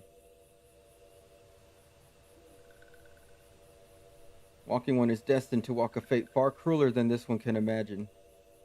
A brilliant light from within Walking One enveloped the crystal. This one saw. Mark this one well. That crystal will one day be of use to Walking One, and Walking One must keep the crystal safe at all times. Before Walking One returns to Gridania, this one would ask Walking One to watch Touched Ones. So long as Touched Ones are not troubled, Touched Ones will not make trouble. If Walking One witnesses Touched Ones making no trouble, mayhap Walking One can testify to Walking Ones of Gridania that these ones mean no harm.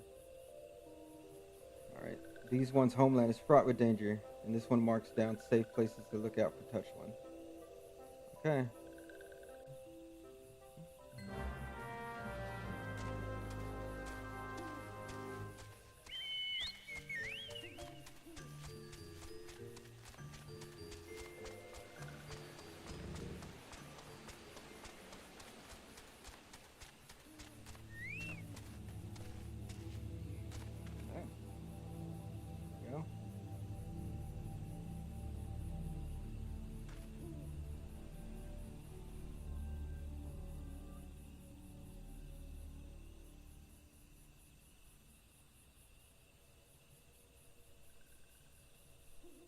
Yeah, like zombies or something where they're not super agitated.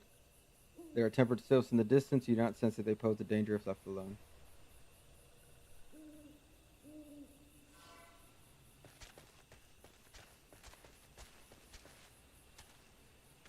Alright, cool.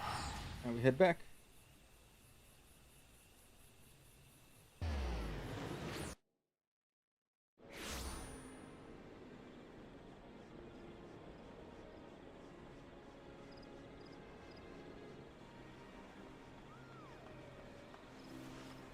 I gotta make retainers and stuff at some point. I have to do that off stream. Finish up some other stuff, so gathering and crafting. Ah, if it isn't Jack, how went the meeting with the Sylphs? Here you go. A missive from the Sylph Elder himself, if I may. So the Sylphs have no desire for conflict, nor do they intend to summon Ramu. And so as long as we leave the tempered ones be, we need not fear any aggression on their part. The Elder Seeds here would be overjoyed to hear that the Sylphs have welcomed our overtures. And in the knowledge that they bear us no ill will, we may channel our resources towards tackling the more conspicuous threats to our security. You have done this nation a great service, my friend, and on behalf of all Gridanians, I give you my thanks.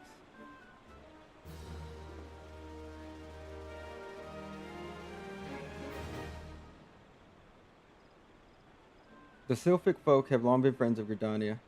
The mere thought of being at war with them pained the elder Seedseer to no end. But owing to your efforts, she will be able to rest easier. Being the benevolent soul that she is, my lady will surely try to find a way to reverse the tempering process. And once again, I thank you. Had the Scions of the Seventh Dawn not offered to mediate between our peoples, suspicion and doubt may have well led us into needless conflict. Pray pass on my regards to Lady Minfilia. Oh, speaking of which. Hello? Hello, Jack. Can you hear me? It is I, Minfilia. Why'd she say it like that? Ida and Papalimo returned some little while ago, and they wasted no time in regaling me with the tale of your exploits. Thanks in large part to you, the name of one primal may be struck from our list of enemies, and the Gridanians may return their attention to more pressing matters. Well done. But yet the end of one tale is but the start of another. Pray return to the waking sands at your earliest convenience. I would appraise you of the present situation in person.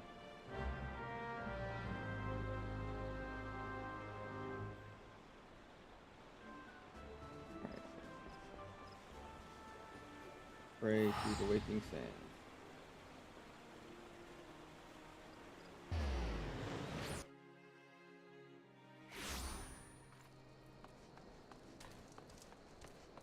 Looks like we got another dungeon to pick up. Nice.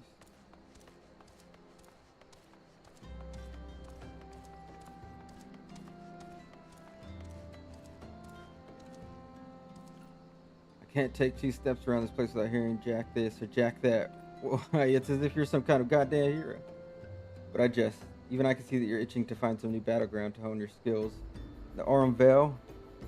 Okay, that's another dungeon.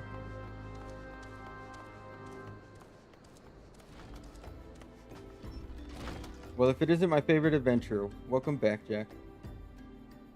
Lady Minfilia awaits you within the Solar. Please enter at your leisure.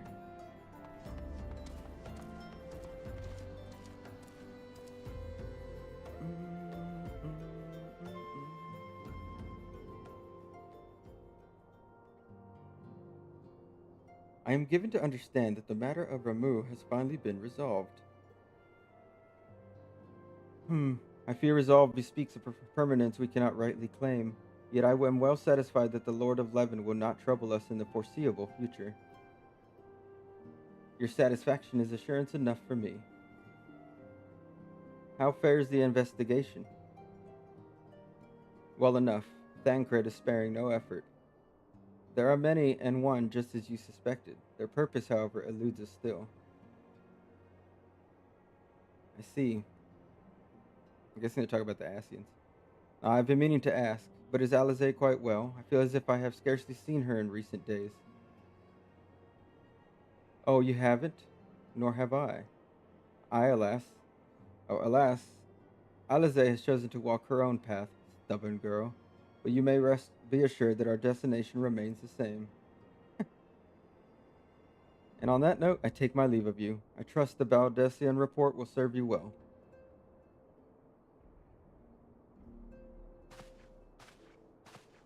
I take it we can proceed as discussed? Why do you ask? You scarce need my permission to act.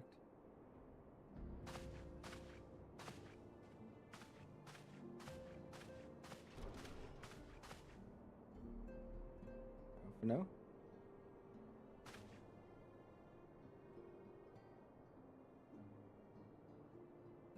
It is good to see you again, Jack. Good to see you guys. I've been looking forward to congratulating you on your triumph in the 12 Wood. Owing to your efforts, conflict has been averted. Truly you have done the Scions proud. With that, we can strike Ramuh from the list. So who's next? The Sahagin and Leviathan? The Lord of the World has not answered his minions' call of late, nor is he expected to do so in the near future.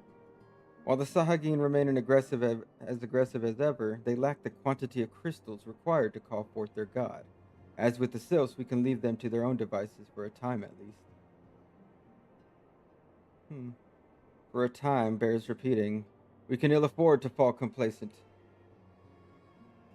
It is as Y'shtola says, unless we know the methods, unless we know the minds of the beast tribes, we cannot predict with any certainty when next the Primal will return to plague the land. This being the case, we must proceed with as much haste as prudence allows. Any word on Titan? The Maelstrom keeps the kobolds under constant observation. We shall hear from them ere long, you may depend upon it. Indeed. So then, of all the known primals that have been active in recent times, we are left with Gridania. Wait, I meant Garuda, who is the primal of the Ixal who lived near Gridania. Yes, that's what I meant. This girl's aloof. So many moms to cover. Would that there were a more efficient way to conduct our surveys. Were he still with us, we should not long have wanted for a more practicable solution. She's not wrong there. Where in the world are you, Chief? Chief. But one sure step at a time. Henceforth, the Order of the Twin Adder will handle all matters pertaining to the Sylphs under the sage guidance of the Seed Seers. I bid you all enjoy a moment's respite, and you have earned it. Thanks.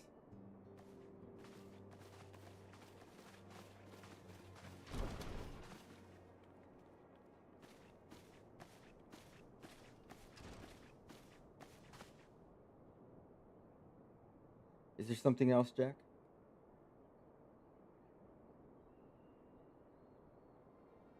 Beg pardon? A man named La Habrea sporting a red mask and robed in the black. 12's preserve. Prior to the calamity, the Asians took great pains to remain hidden. Why would they choose to cast off their veil of secrecy now? Gods, this bodes ill. We must take advantage of the present lull in primal hostilities and investigate this La Habrea. Learn all we can of him and his designs. I dread to... Eek! Tataru?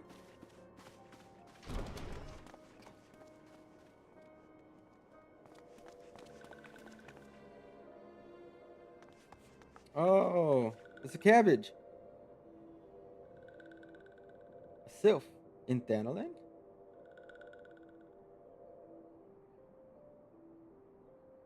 At long last, this one finds walking one Jack. This one is most dependable of these ones. Is sent by Elder One Frixio to help walking ones. That's cool. This one is called Neuraxia. This one comes as friend. Let these ones be friends.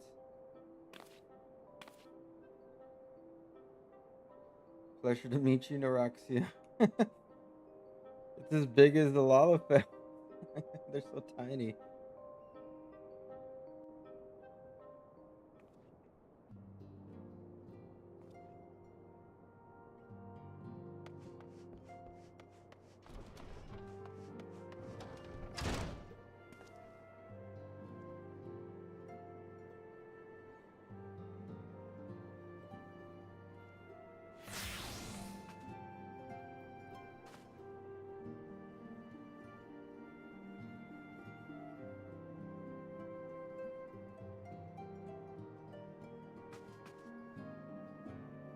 Yes, Tataru is ready to express her fright as she is to express everything else. Not all of us are forged of the same steel as you, I'm afraid. But it takes all kinds to make a family, and it pleases me to no end to see ours continue to grow. One by one, the people of Eorzea are beginning to unite. Jack, drawn to the hope that shines within you. Yet a darkness threatens to engulf this light. Never have I doubted the Asians' presence, but that they have grown so brazen as to carry out their work in plain sight fills me with a sense of deep foreboding.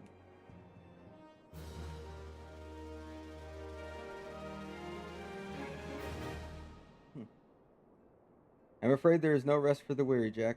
We must delve further into the motivations of the masked man. The Ashians known as La Habrea, this is an ideal moment to do so while our hands are not bound dealing with another primal. At present, we know little and less about the Asians, only that destruction follows in their wake. I should not be surprised if these beings are behind the chaos. and that racks the realm. If my fear proves to be reality, we must do all in our power to stop them. Earlier, I sent word to each Grand Company to solicit cooperation. The Immortal Flames responded to the effect that they have information on a potential sighting. This is intelligence that we can ill afford to ignore. Go speak with Flame Commander Swift at the Hall of Flames in Ul'dah to inquire further. How you go about the investigation thereafter, I leave wholly to your discretion. But whatever you do, never forget that we are dealing with the unknown. You cannot take too many precautions, so be safe, Jack. I'll try. I don't know. These Asians sound like a big deal.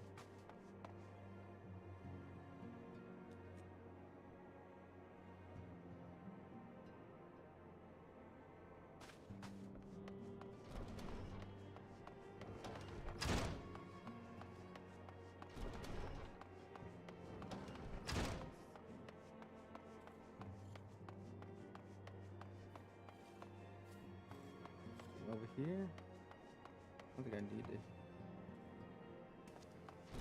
repair anything. Alright. This one's going somewhere else. Like regions I haven't been before because we're leveling so fast outside of the main quest.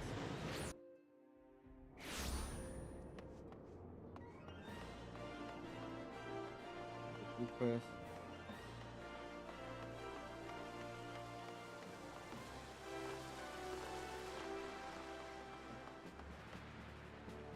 The Masked Man? Ah, you are to come on behalf of the Scions, of course. Yes, as we've already relayed to Lady Menphilia, there has been a sighting of this rogue near the eastern Thanalan. A brass blade stationed at Highbridge described him in detail when he alerted us to suspicious activity. I would point you to the witness, but I'm afraid he died not 2 days ago. Slain by a marauding horde of Kirkin, fate can be cruel mistress. But do not be too quick to despair. Being situated on a trade route, Highbridge sees its fair share of travelers. Folks are always coming and going, and some among them may well have caught a glimpse of your target. You could do worse than to speak with a merchant named Hihibaru. The fellow's always starved for customers, and he'd no doubt welcome your attention, whether or not you have the coin or the mind to spend it. Okay. What is this city? Mimio Mio. Ah, Private Rabbit. If you have a moment, I would discuss a matter most grave which concerns the Flames, and by extension you. Perchance, you're familiar with the Battle of Cartno? Countless Eorzeans and Garleans massacred by an Elder Primal, end of an era and so forth? Good, good. For a moment I feared you had been living in a cave for the past 5 years. Well, kind of. Then surely you know that what the Cartanu Flats, where the battle took place, is a hellish wasteland littered with the remnants of that faithful day. Hardly anything of consequence to be found there now, eh? Certainly nothing worth protecting?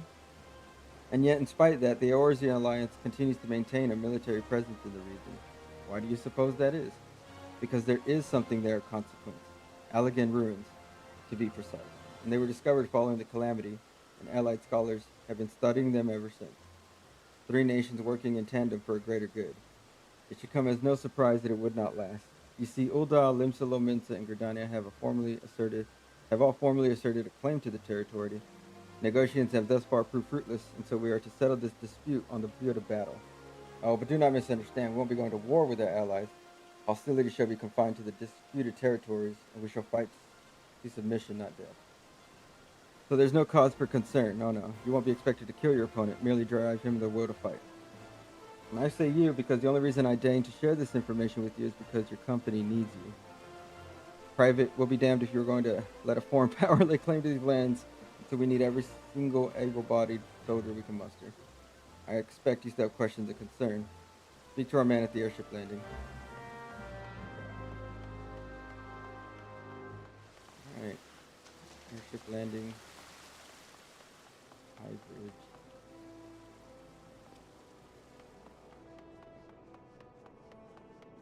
At High Bridge, okay.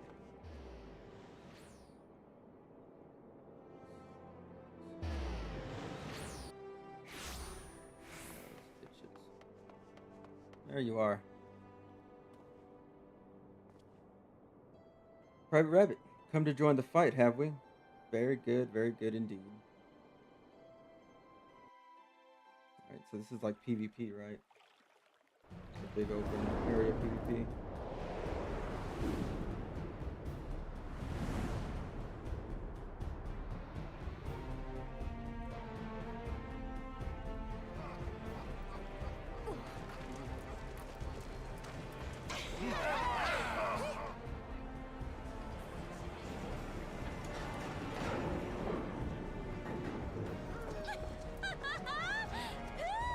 What the hell? Wait. Oh, sorry. He's got like three. There's like three-headed, side-headed Cerberus or whatever. That's crazy.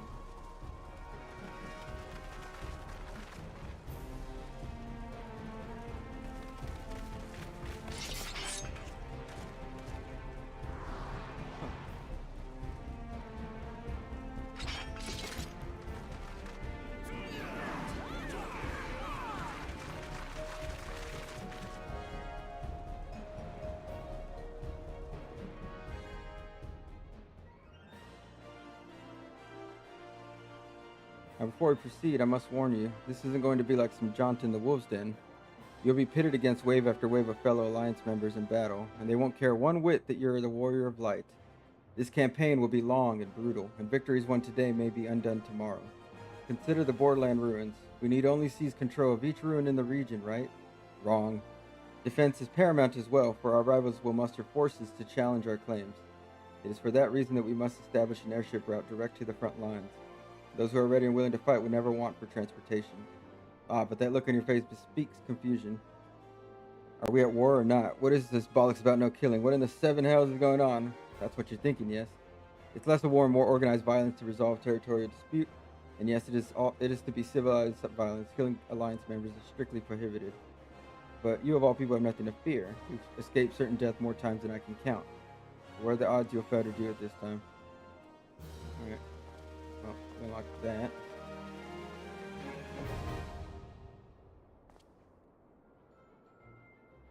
These things.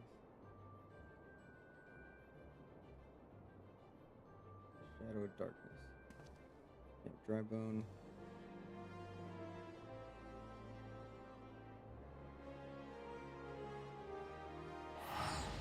I think this is gonna take me to like that well-whipped wood. I think there's hunting log stuff that we can get.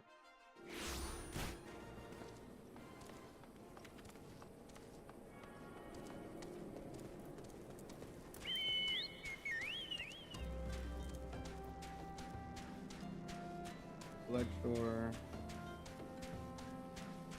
Abukenders.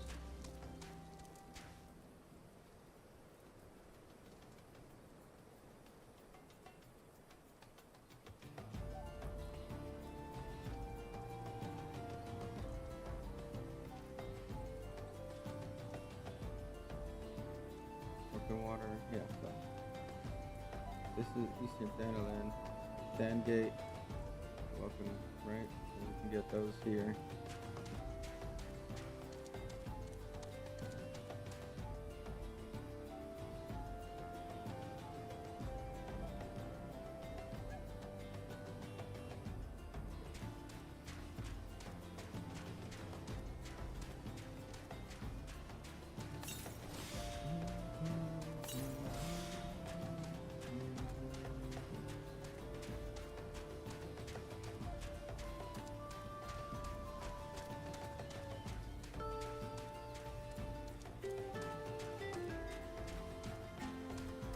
Guys, chicken's fast.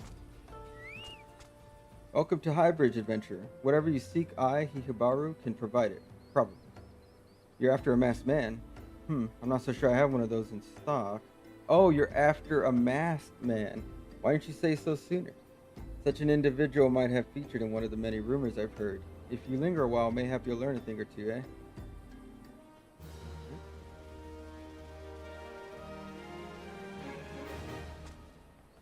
When the Order of Nathal began evacuating the ruins below, I had hopes that Highbridge would turn into a bustling hub for pilgrims. But thanks to the nigh endless Beastman raids, folks are too afraid to come within a mile of here. I sold everything I owned to get my venture started, and I'm loath to give up without making an earnest effort to stick it out. But if things keep going as they are, I'll be bankrupt before the moon is through. Whining won't do me any good, though. Nah, for my business to survive, I need business. Speaking of which, perhaps you'd like to browse my wares? Spend a bit of coin to help a struggling merchant? The masked man? Bah. So I'll take your bloody masked man. I know what I said before, but vague rumors are all I've got. If you want to know about him, go and ask other merchants. And then I will.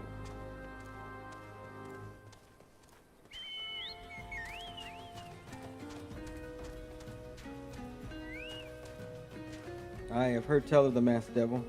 Seems he's been appearing not only around Highbridge, but elsewhere about Thanalan too. Enough folk have reported seeing him to convince me he's more than a figment of the imagination. But little is known about him otherwise.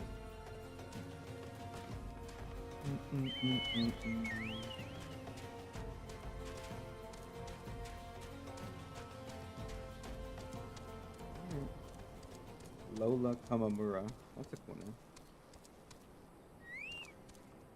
On the trail of a masked man? I have heard of him, but only in hushed tones and faint whispers. It said he wears a black hooded robe and looks right suspicious. And that's all that I can say, little though. A little.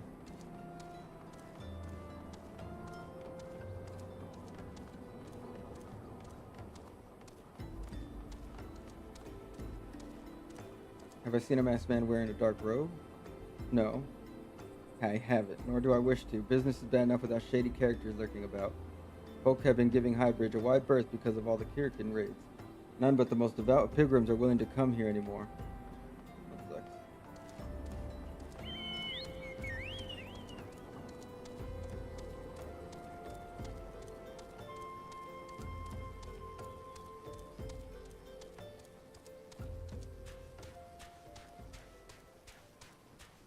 Oh, I went past it. Too busy looking at the other stuff. Judging by your expression, I take it you didn't learn much of use? Look, I'm sorry for my rudeness earlier. It's just that things are tough for us. Merchants at the moment. The Kirkin raids are so constant, so organized, we're beginning to suspect that someone is orchestrating it all. I tend to put my own welfare first, like most of us do. But that doesn't mean I'm a bad person. I promise to keep an eye out for you, masked man, if I see or hear anything. You'll be the first to know.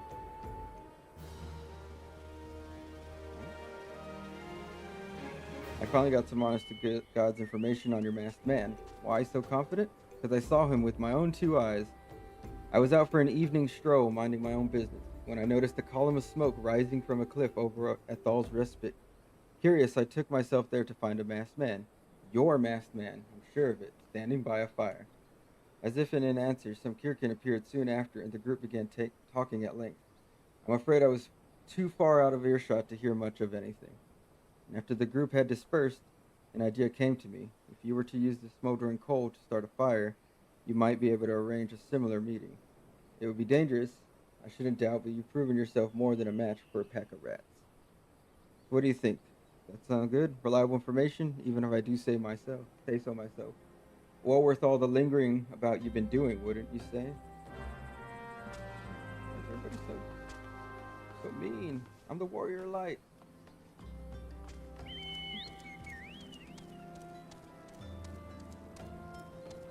I don't even know if I know that. Yeah, I mean, that's what they call us in this game. Maybe we're not in there at that point in the story yet. No one's calling me that.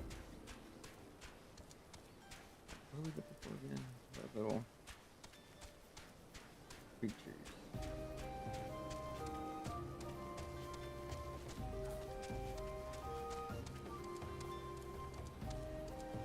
Alright, yeah, I think that's them over there.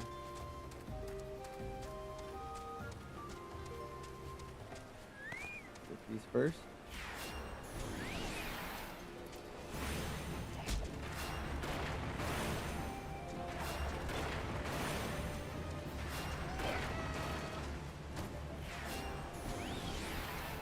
Oh, that was two.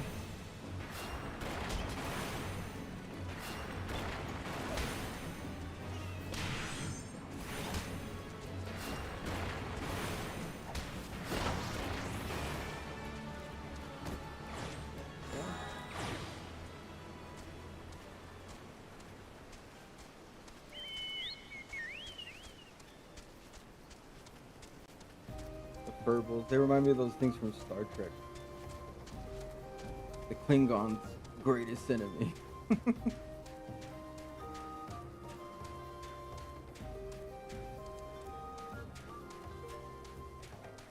nothing else right well with wood.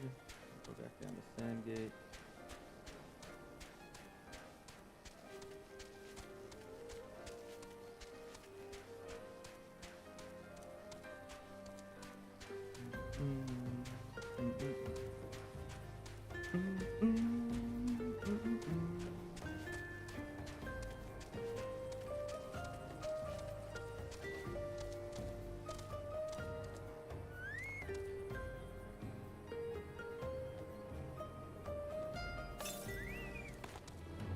Corpse Brigade footprint.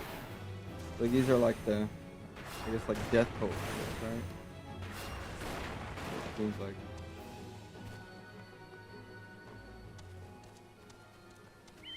It seems like a death cult.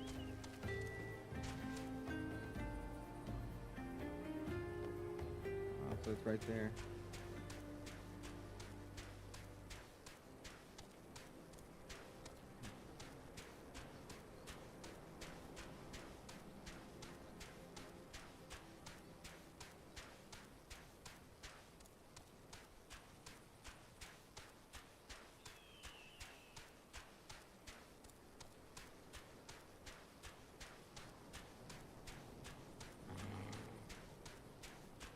Is that a furble? Is that a furble growling at me?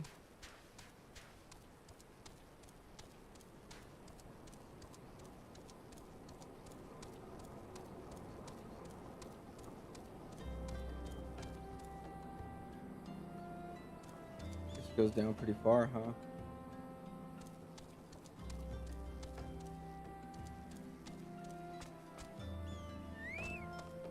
Back so soon? Were you able to find any clues leading to your masked men? This scroll, it bears a prayer to Rauger the Destroyer. In case you're unfamiliar, Rauger is the guardian deity of Alamigo, which is currently under Garlean rule. Well, that sucks. It's highly uncommon for folk of other nations to revere him. I'd wager my last deal that your assailant was Alamigan. It seems this masked man of yours is very well connected. I must confess, the merchant in me envies such a diverse network of contacts. That self-same merchant also senses danger ahead and darkness beside.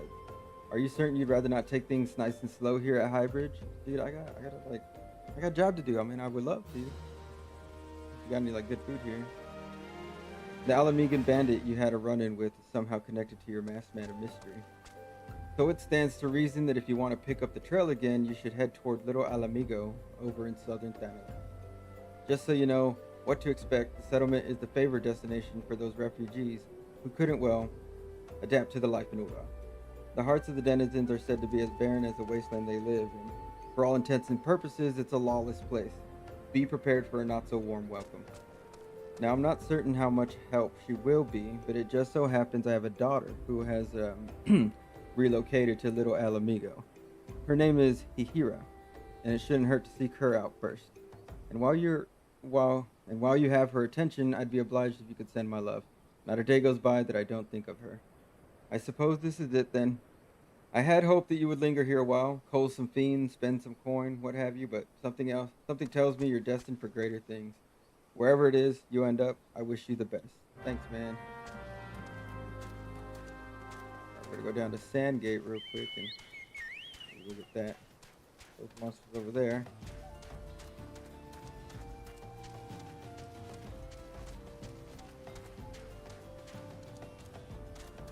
Anything else I need from Sandgate?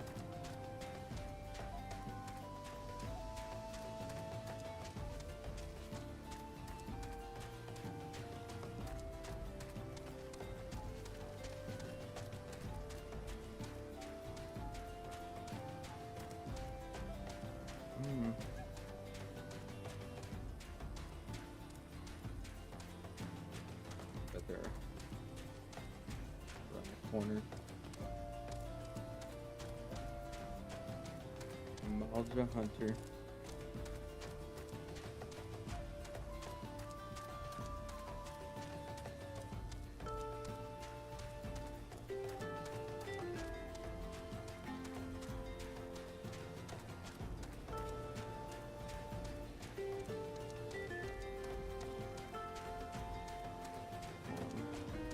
guess they're on the other side. I guess over here somewhere.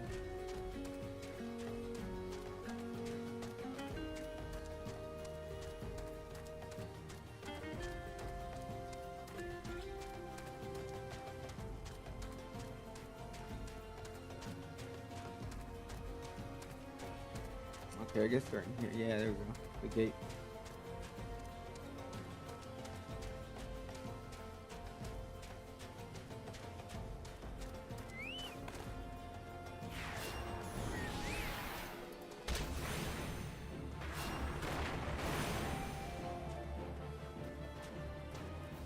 That's one.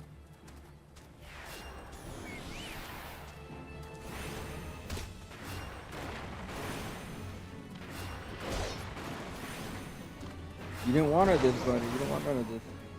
I think we need one more.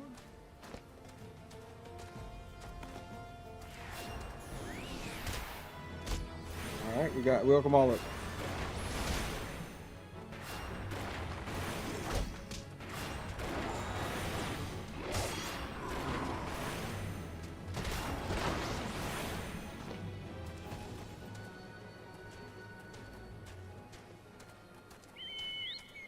We gotta go down southern Thanaland.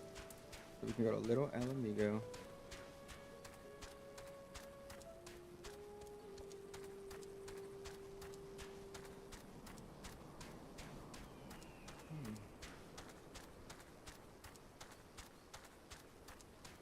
Go to go.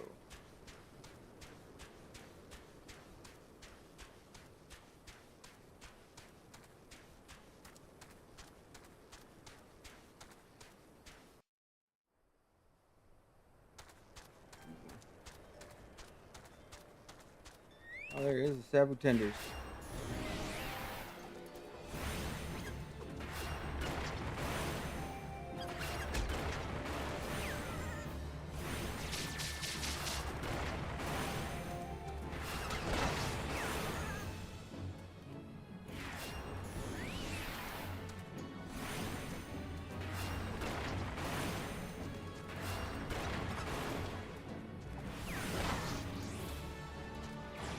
Nice.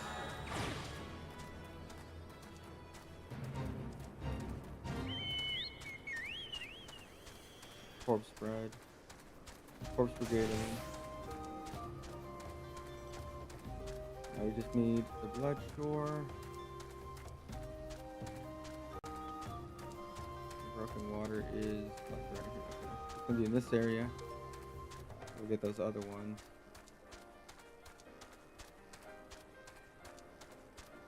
We'll go turn this thing in first. Get that dungeon open.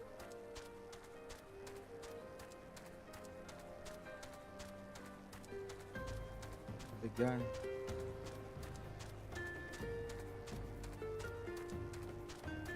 Hey, how's it going? Oh, sorry about that. How's it going? Yeah, I just have the gland set up with the chest to be whatever I have at the time. Welcome to the sunken temple of Karn, or what remains of it at least. Used by ancient Baladians as the place to worship the sun goddess, Azima. Much about the temple's history remains shrouded in mystery. And while we have sent a research team into the depths, I regret to say that the investigation proceeds at a snail's pace. That's when it proceeds at all. It would seem that the Beladians have rigged the temple with all manner of devious traps and snares to deter temple robbers, no doubt. Alright, we have recruited adventurers to assist in disarming the traps, but be forewarned, many who have entered have yet to return. Should you wish to brave the depths, we would welcome your aid. Cool. Alright, that opens up that dungeon.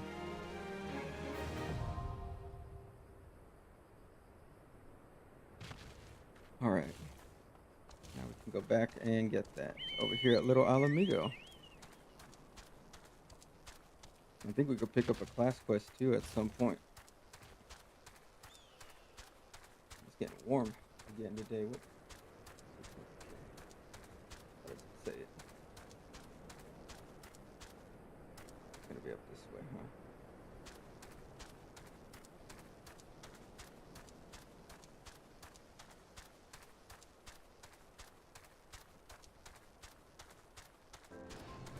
98. Like 100 degrees outside? My God, man.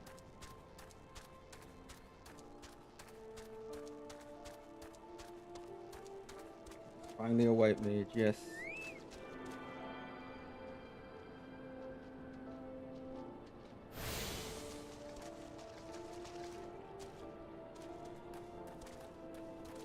What are you?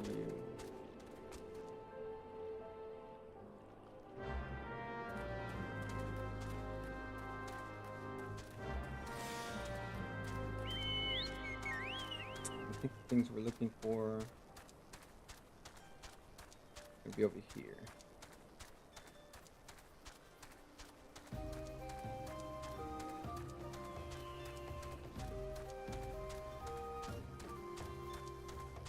There they are.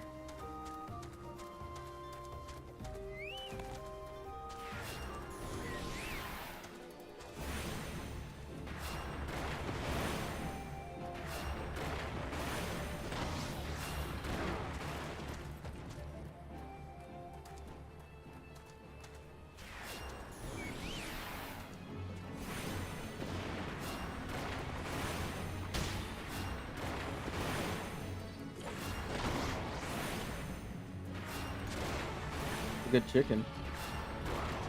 Wonder if he's got an upgrade yet.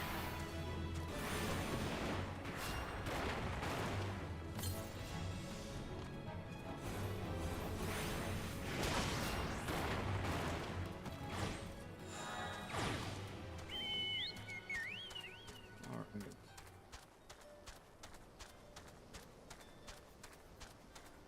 Let's do this one real quick.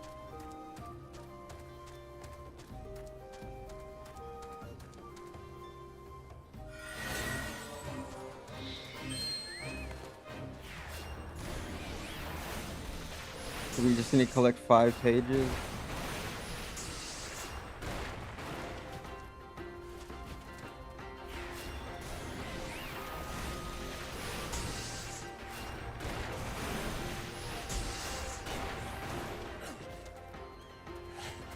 They just keep popping up here. I'll take it.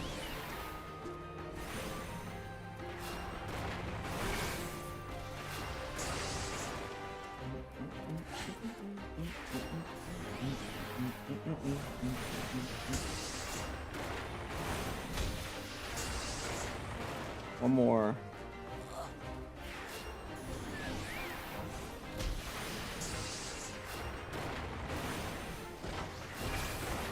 Go. Oh, never mind. One more then. Oh, and then it's gonna summon a creature. I thought I was gonna be done.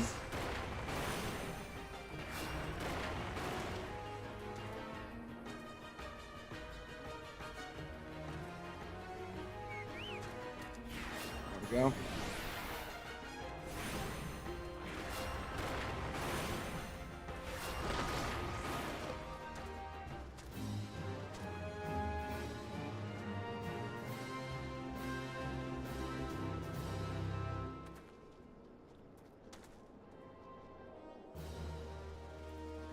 All right.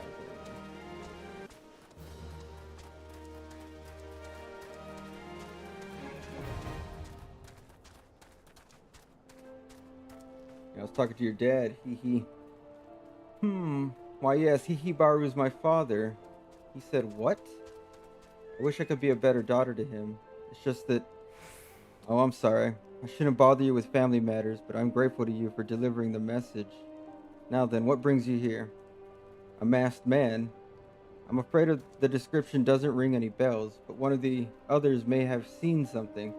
I would recommend you first speak with Gundabald, the leader of the settlement. I must warn you, though, he isn't exactly accommodating to outsiders. Gundabald. Who are you? State your business and be quick about it. Jackrabbit. I'm looking for a masked man. Looking for a masked villain, you say? And why should we help you, pray? We struggle enough without having to answer the whim of every outsider. You are not welcome here. Be gone. Well, that went quick.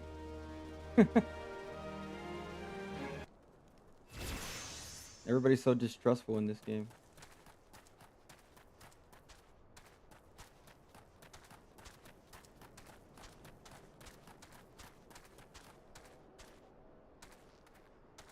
And well met, adventurer. I'm Giselbert, head of security here at Little Alamigo.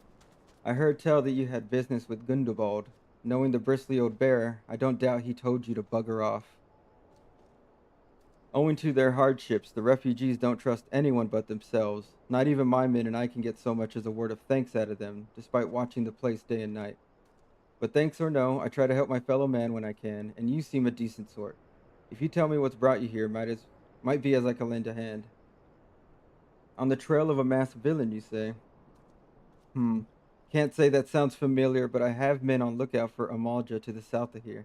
If there's been any suspicious activity, they are like to have seen it. I had a mind to take each of them a cup of sweet Thanalan tea so as to lift their spirits. If you were to run this little errand in my stead, they'd be all the more willing to tell you what they know. Sounds good. Hmm.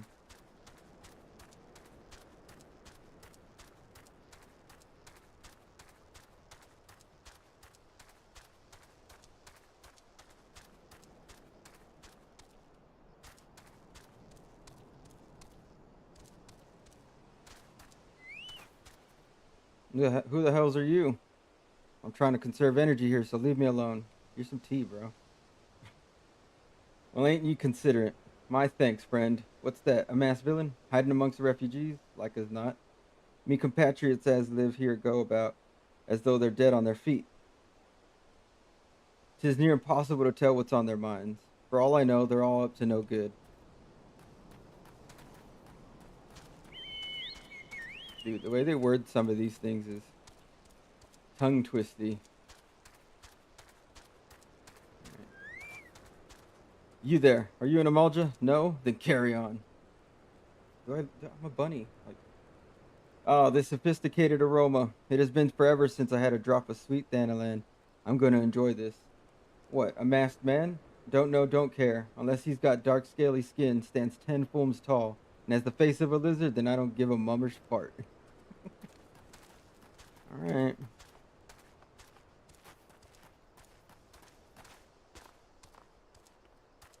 Shoo, don't bother me. If the Amaldra overrun us, I'm blaming you. Guys. For me? Oh, you shouldn't have. Sorry, a suspicious masked man. As a matter of fact, I caught a glimpse of someone fitting that description during patrol. Well, I couldn't quite make out whether it was a man or not, what with the mask and the robe. But assuming it was he was talking with some Alamegans. I assumed he was one of them.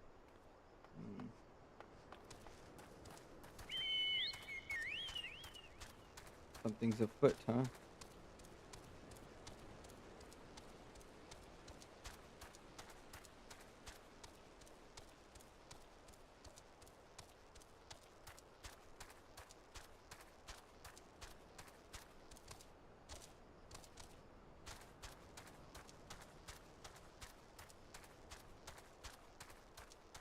Masked man working with some people from Little Alamigo.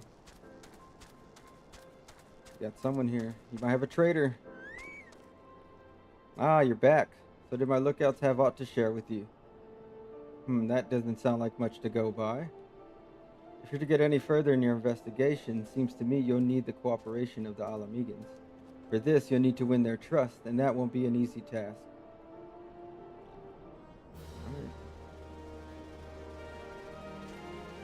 So you're determined to press on with your investigation? Then I have some advice to offer. As I said before, you won't get far without Alamegans' trust, and the best way to win that trust is to get a compatriot of theirs, someone they respect, to vouch for you. Coin does the talking in Oda, but the Alamegans are bound by something far stronger, if not as tangible, a common purpose. And that purpose is, of course, the liberation of their home from the Garlands. Gundobald belongs to the Alamegan resistance, so your best bet would be someone who's part of the same crew. If you know any well-connected people, you might want to start asking them. I'm going to have to go all the way back to speak to Minfilia. Okay, let's make sure there's nothing else here. There's going to be North Shroud, Central Shroud, and this one's gonna be, yeah, Bloodshore. So, pray return to Waking Sands.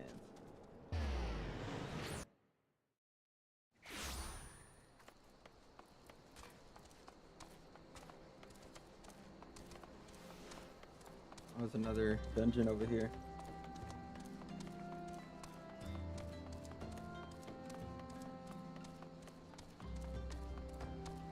Yeah. Trauma Queen. Heard we're in the same trade. You're in better shape than me, though. A mishap at the Wanderer's Palace nearly did me in, but boy, was it worth it. The calamity drained near half the water from Bronze Lake, and there it was, an ancient temple of Ashen. Why it's called a palace, then? Beats me. I just went in looking for the treasure, me and my feller. It was like a dream. That's what it was like. The water hadn't done a thing.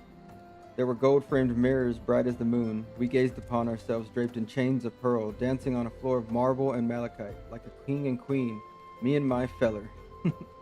A daring do adventurer like yourself wouldn't say no to a chance like that, now would he?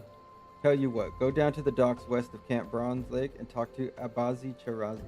He used to be a boon companion of mine. He'll ferry you to the palace.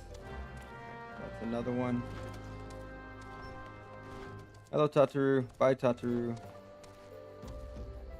Man, the Lullafels are so small. There's so many.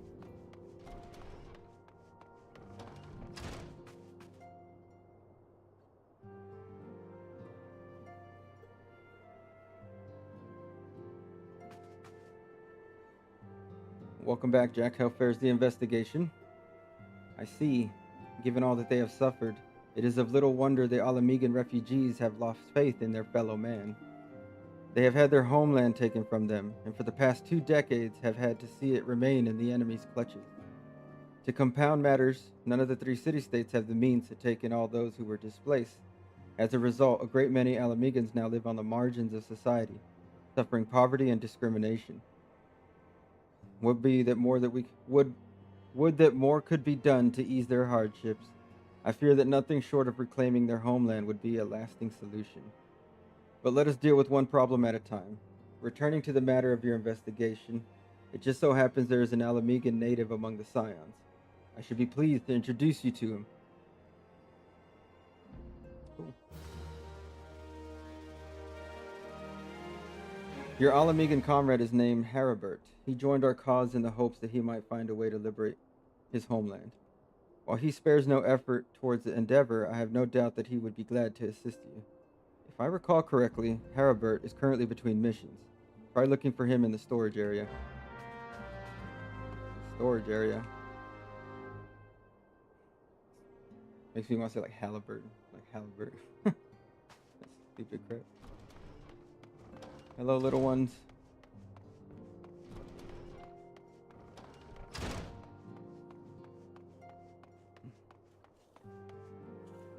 If it isn't Jackrabbit, the Scion's rising star, is there aught I can do for you?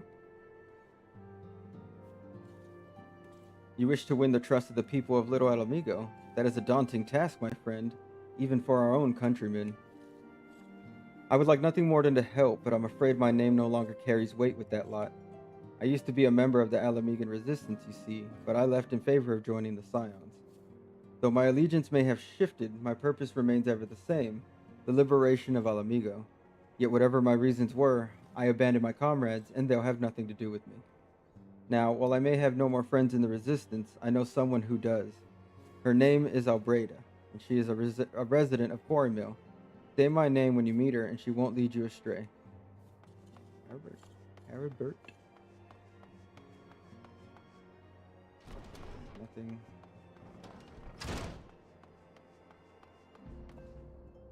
Quarry Mill, huh?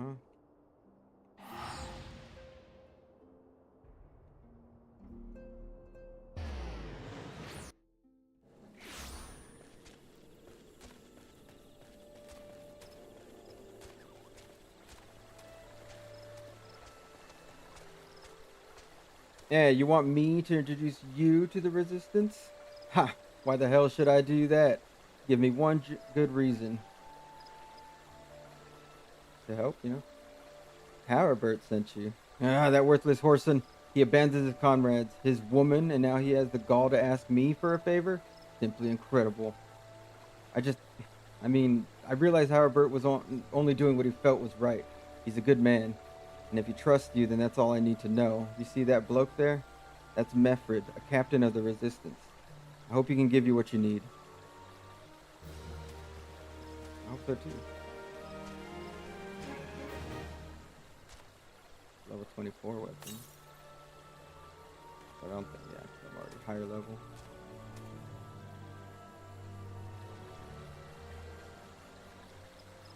Hi, I'm Meffred, a proud man of the Alamegan resistance. What business do you have with me, adventurer? Captain, it's Galleon, sir. His wound's gone and festered and he's burning up. I don't think he's got much time. God damn it. I asked the villagers for aid, got on my knees and begged, but they refused to lift a finger. If Galleon dies, his blood is on their hands. These quarry mill cravens would turn a blind eye to our plight, but they might listen to Albrita. I fear my anger will prevent me from rightly convincing anyone at the moment. I realize we scarce knew each other, but this is a matter of life and death. Please, adventurer, go to her and try. Right.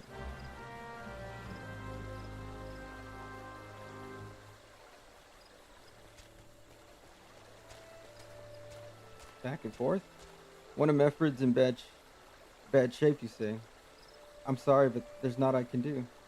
I want to help, truly I do. They're my countrymen after all, but that'd mean going against the elemental's will. I've been at Quarry Mill long enough to know how right terrible the beings can be. I couldn't forgive myself if everyone gets banished because of me. If there's anyone who can help you, it'd be Charline, the hamlet's resident here.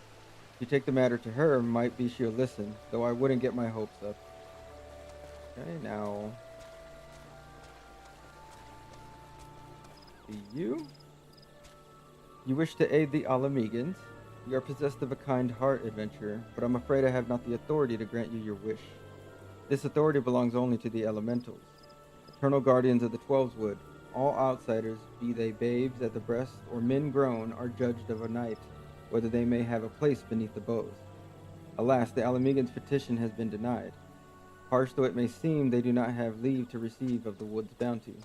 Ever has it been since time immemorial, and ever shall it be. So they can't, just because your gods of the woods won't allow them to get some healing herbs or anything. That's how it to be then? The bloody hero might as well kill Galleon herself. Spit on the elementals and spit on their bloody will. I cannot wait until the resistance is free of this place.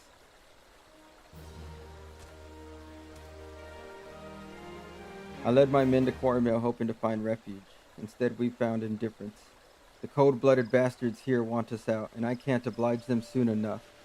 The problem is some of mine aren't fit to travel. Hell's Galleon can't even stand. As you well know, the people of this accursed hamlet won't help us, so I've no choice but to turn to you, adventurer. In my homeland, long antelope horn is a traditional remedy with poison purging properties. If you could bring me, say, 4 horns, I'd be forever in your debt. 4? Okay.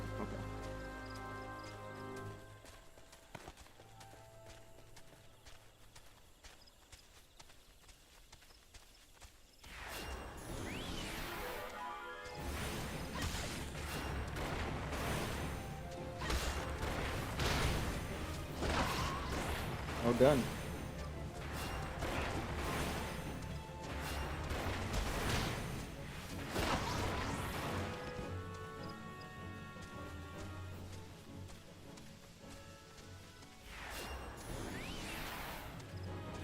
I guess there's more over there.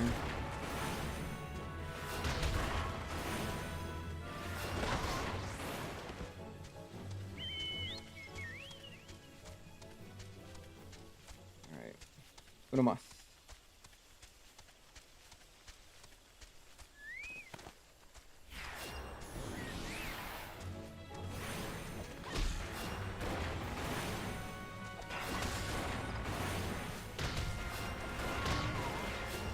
Oh, there's 2 of them? Get them, chicken.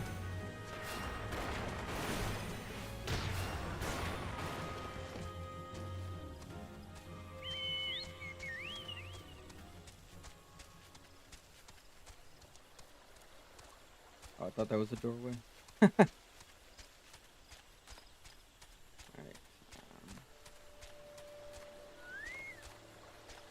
Ah, you back. Tell me you got 4 horns with you.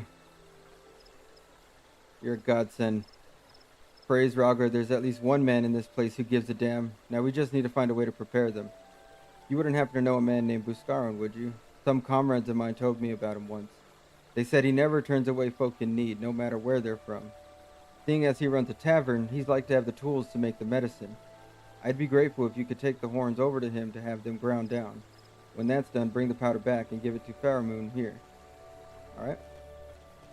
I gotta run all the way over there. Blood Shore. Places I haven't been to. Okay.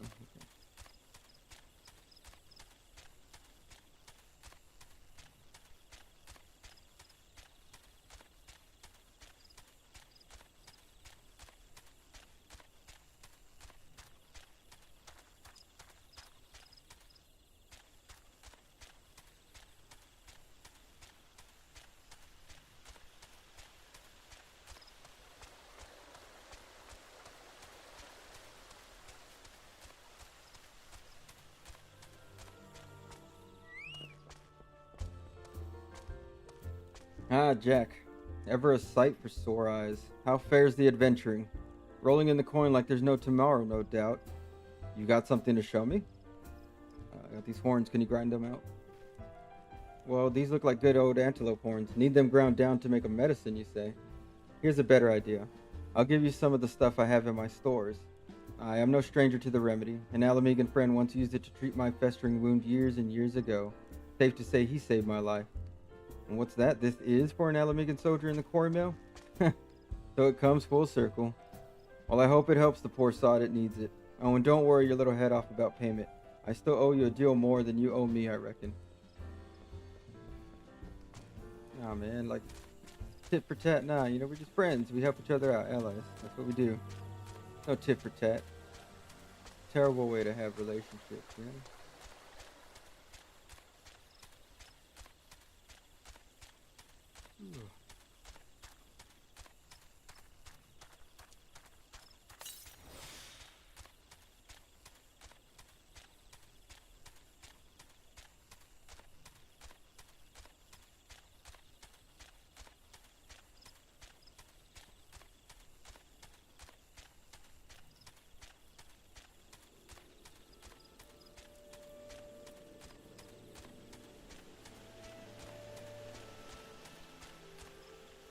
Oh.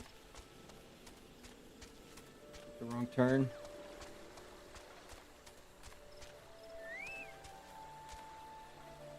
It is well to see you returned. Have you the medicine of our brother? For our brother? Here you go. God bless you, adventurer. I'll see that Galleon receives treatment at once. Hopefully this will allow the captain to rest easier. It has been a terrible burden on him trying to keep every man alive. You've done us a great kindness, friend. That's what I like to help. An adventurer? Oh, adventurer. Galleon is gone missing. He's nowhere to be found. He shouldn't be walking about, not with those wounds. If he doesn't get the proper medicine and rest, his conditions like to deteriorate to where it was before, or worse. We need you to help us find him, and quickly. Start by asking Albrita. Might be as a woman seen something. Just keep asking her, bro. Ah, finally. It's about time you came asking about Galleon.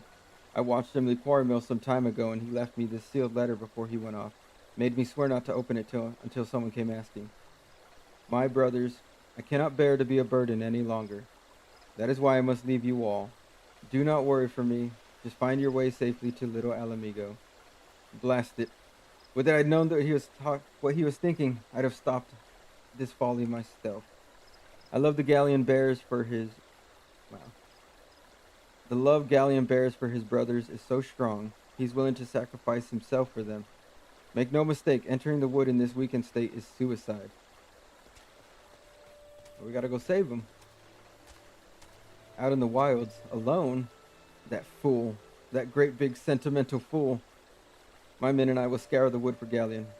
Please help us find him before something terrible happens. Alright. I'm here to help.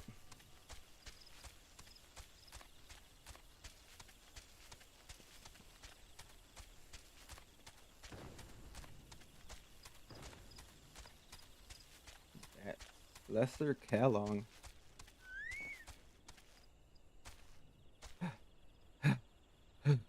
Watch out. A goblin.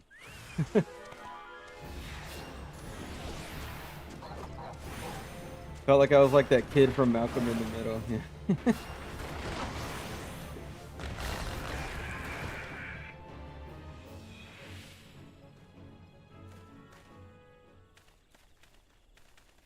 Galleon. Captain. But why? You should all be on your way. Who do you take us for? We're Alamegans. And Alamegans never forsake one another. Hardships be damned. Remember the oath we swore, goddammit. The oath to reclaim our homeland? We'll set foot on Alamegan soil again, together, or not at all. Do you understand me? Yes, sir. Good. Let us return to our brothers. And don't even think that you'll get off lightly. As soon as you're healed, I'll give you such a thorough lashing you'll wish we didn't find you. I can't thank you enough for saving Galleon. I will see you back at Quarry Mill. Luckily he wasn't able to get far, you know.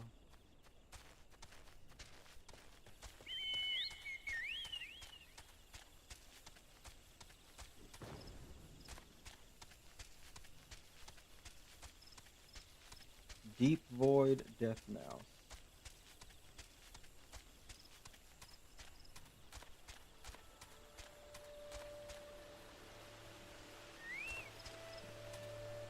Galleon's expected to make a full recovery. We'll linger here till he's strong enough to take to the road again.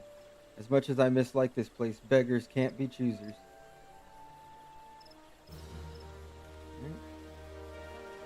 Now that things are relatively settled, I seem to recall that you wanted something of me. You've proven a true friend to my people. Ask of me anything and it's yours, so long as it's mine to give. The cooperation of the people of the Little Alamigo. That's all? Far be it from me to question your desires, of course. Very well. I will provide you with a letter to show to Gundabald. The old bear was my mentor when I first joined the Resistance. He's intimidating to those he doesn't know, but he takes care of his own. I've no doubt that he would do all in his power to aid you. That's good to know, man. Good to know. Now we can go back.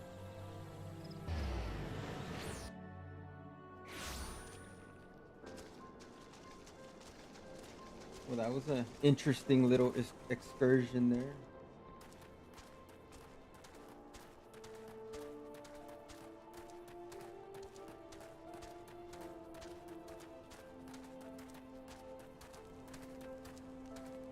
Why have you returned? You're not welcome here. I thought I made that clear. Here.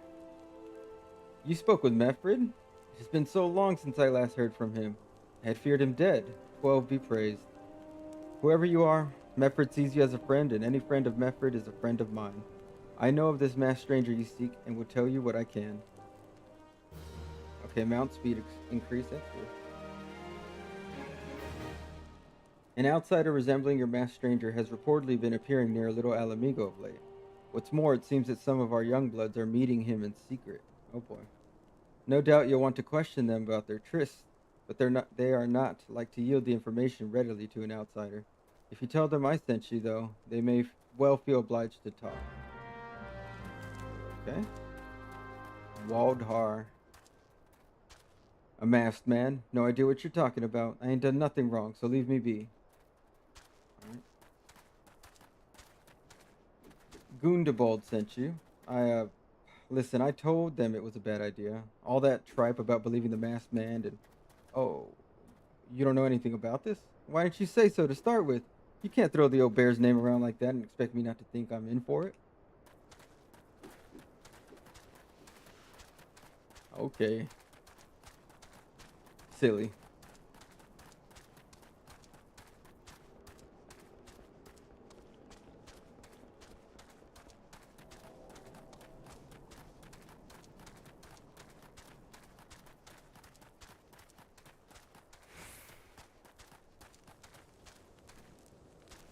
What have I been... What? I'm sorry. Have I been meeting many masked men lately? Let's see. Nope, can't say that I have. But I'll be sure to tell all my friends you're looking for him.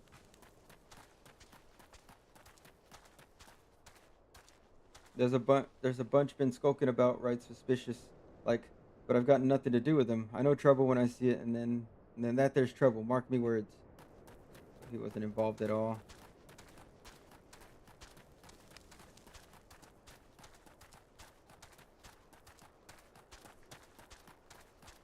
Hmm.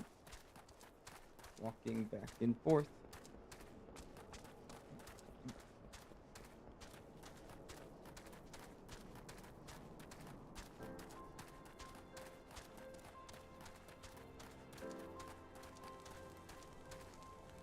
So you have indeed confirmed my suspicions about a masked man? That is most troubling. Whatever the young ones are scheming, it can lead to no good end. There's an anger inside them. I can see it in their eyes. I ought to know, for it once burned within me as well. 2 decades ago, that same anger drove me and my brothers to rise against the despot who ruled Alamigo. Naught would do but to depose him and usher in a revolution. Well, we got our revolution all right, but it cost us our freedom. Blinded by our hate, we didn't realize that we had been dancing into the empire. Had been dancing to the empire's tune. By the time we did, it was too late. Alamigo had fallen. There are times when a man must be patient. Now is such a time, though the young ones know this not. Unless we intervene, they are like to commit great folly. If you learn aught of their plans, I would thank you to bring word to me. Okay. The spine drops. Alright, whatever.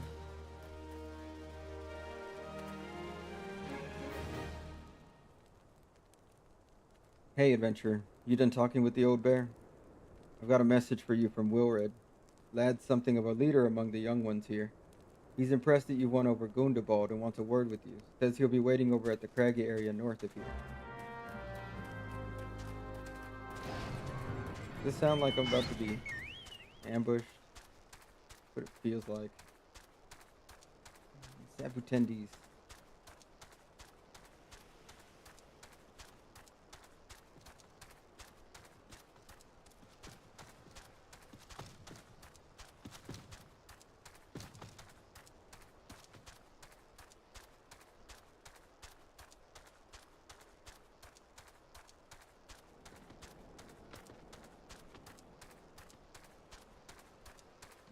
What do you want, man?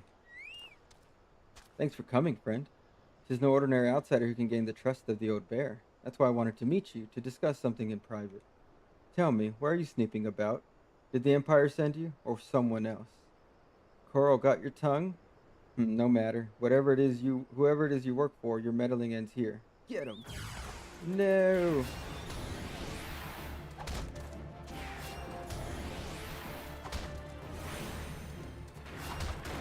Oh, yeah.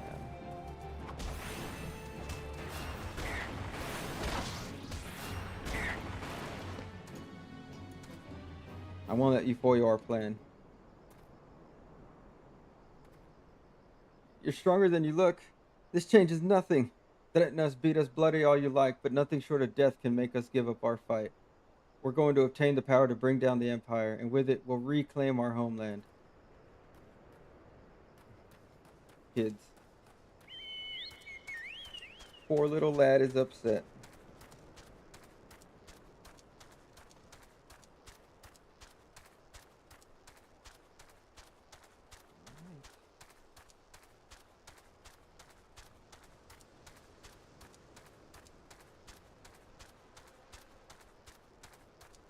A long walk back.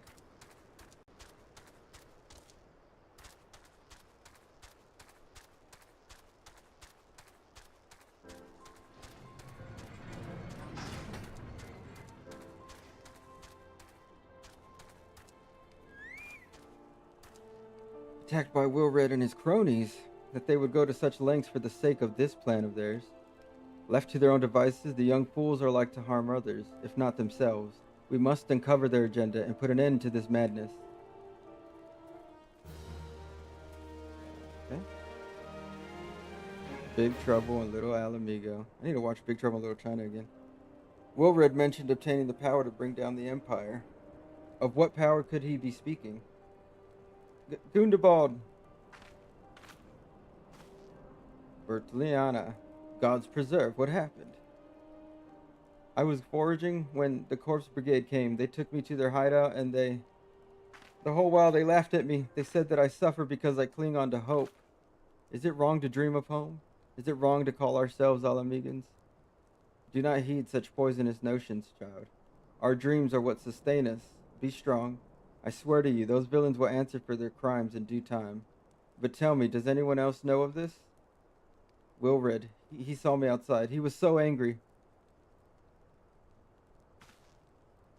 I must tend to Bertliana. In the meantime, I need you to find out what the young ones make of this. I fear that they may do something rash. All right, man, I'm gonna try to help you out here, okay?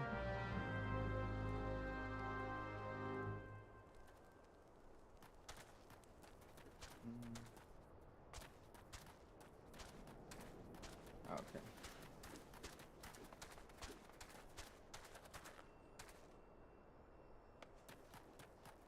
Ascertain the use intention.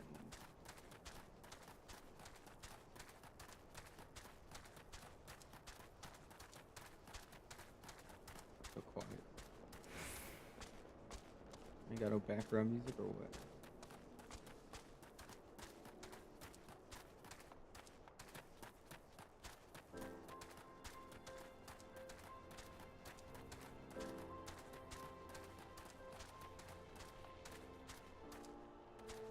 O mighty Roger, Lord of Destruction, we implore you, lend us your strength to put an end to the suffering of your people.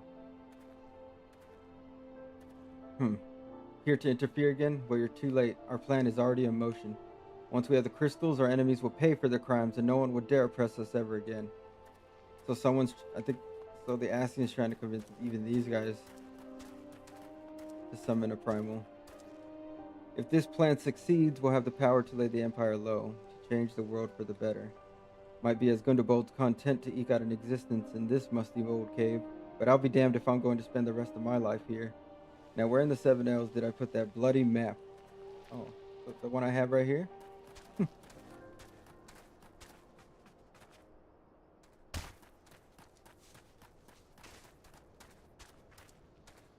What those animals did to Bertliana is unforgivable, and to think they look down on us. Well, I'll suffer this humiliation no more. I'm with Wilred to the bitter end. I'm not afraid of a few lizards. Oh boy. Now we found a hunting knife. Okay.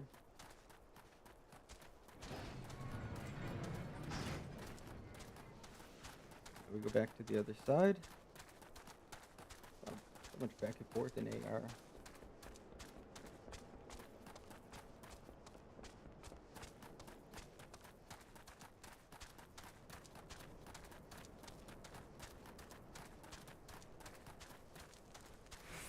Gone. The whole lot of them? Then it is as I feared. They mean to take matters into their own hands. But what exactly is that they mean to do? Well, I got a knife, I found a map, and it sounds like they want revenge, so they're probably gonna go attack someone. What's this? A hunting knife and a map of Xanarak? Wait, you said Wilred spoke of crystals, did you not? But they couldn't possibly mean to. The gods, this is rank madness. The young fools are untrained and unblooded. Oh, they have no notion of how dangerous the Amalja are. They'll be butchered before they get within 100 yalms of the crystals. They are headed east. If we hurry, we may find them before it's too late. Let's go.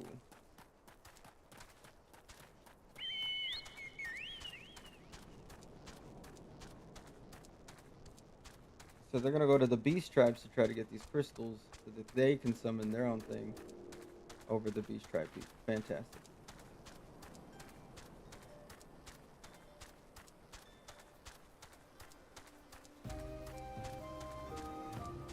All these like crazy people.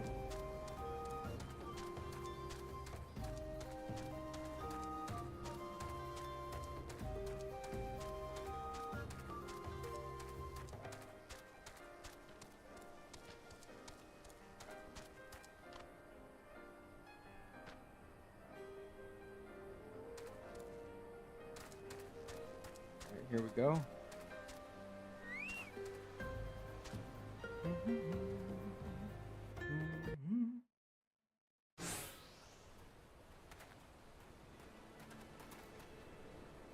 Wilred, did no others survive? This is all wrong. Getting the crystals was supposed to be the start. We were going to reclaim our homeland. Pull yourself together, lad. We were going to make an offering of crystals to Rauger, to summon him, just like the masked man had taught us. We plotted to sneak into Xanarak and make off with the lizardmen's cash. But they caught us, and so many dead. Gods forgive me. Heathens. You shall pay for your crimes with your souls. I think that's the Amalda, right? Yep. It's the boys. I regret our young ones' transgressions, but a soul is too high a price to pay for youthful folly. For all of their failings, they are the hope of the Alamegan people. This hope I will guard with my life. Hear, hear.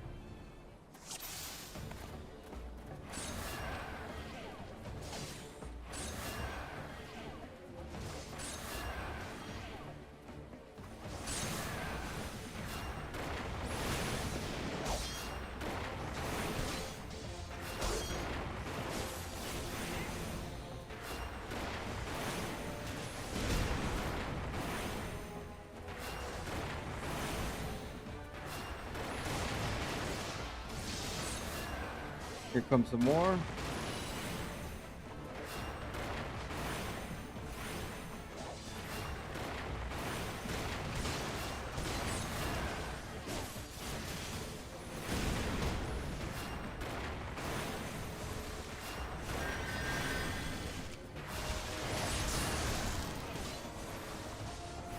I guess I can use that one. The one that shortens the spell time, that's good. I like to use that one with like holy and stuff.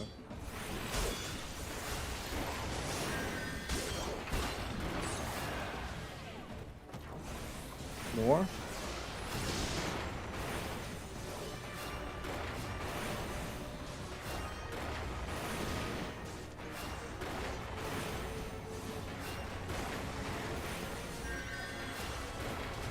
Oh, they're tempered.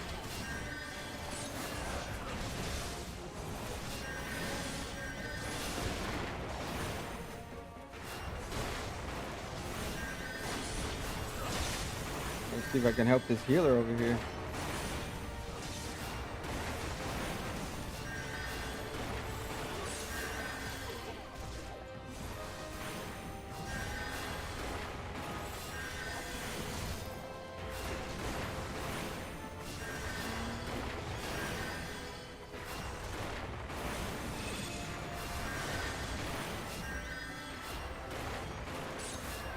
That crossbow, he was the one healing, I think.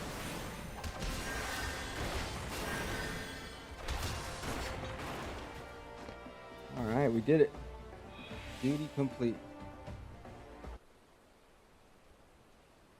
Your skill at arms is impressive, adventurer. Our wayward youth could learn much from a man like you.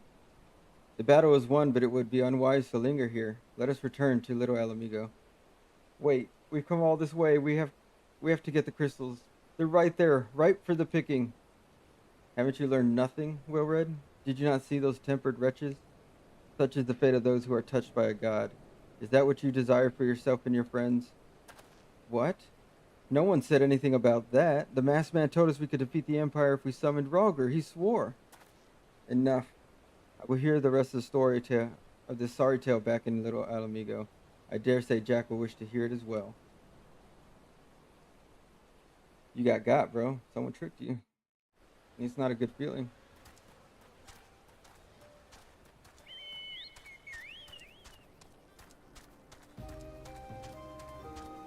It's not a good feeling to get had, you know?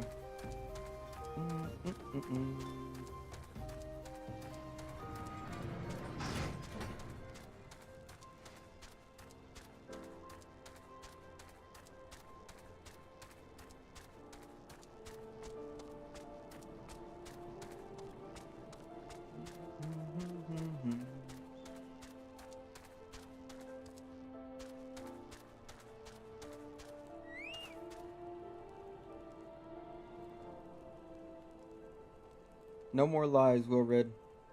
Tell us everything. I was outside with the others when he appeared, the masked stranger. He told us about summoning Rogger, about using crystals, and then just vanished. We never saw him again. I wanted so desperately to believe that we could raise ourselves from this squalor that I never stopped to question his motives. But I should have known. There's no solution. Nothing we can do to change our lot. Our people are doomed to live and die like beasts. Listen to me, Wilred. Our home may be lost to us, but it takes more than stones and mortar. Stones and mortar to find who we are. No matter where we may be, Alamigo lives on within us all. It is for you to decide what to make of this legacy, but whatever you choose to do with your life, never forget that you owe it to this adventurer, an outsider. I won't, I promise. Thank you for saving me, and sorry I tried to kill you. Okay. Good. Thanks, bud. My thanks as well, friend. It gives us hope to know that there are all kinds of souls such as you out there. Little Alamigo may not have much in the way of comfort, but you will always be welcome here. Cool. Cool. Cool, cool, cool, cool. A kid was trying to summon a primal. That's nuts. It's like teenagers messing with warheads or something. Would that we had more information to offer, but what Wilred told you is the extent of our knowledge on the masked stranger. Left unchecked, the man will bring about great pain and suffering. I pray that you find and put a swift end to the creature, for the sake of the young ones who died by his poisoned words. Wow, words. I get all tongue-tied. Oh my goodness, this game's words. And then, yeah, Budshore.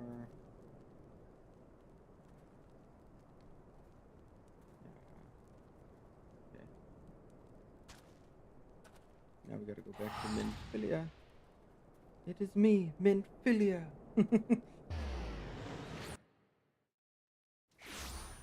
Alright. Talk to her.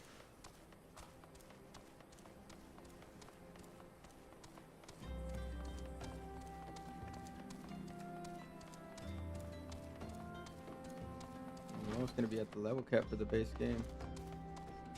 But you get to keep leveling, right? So you probably max out this thing before you finish the story. It's crazy.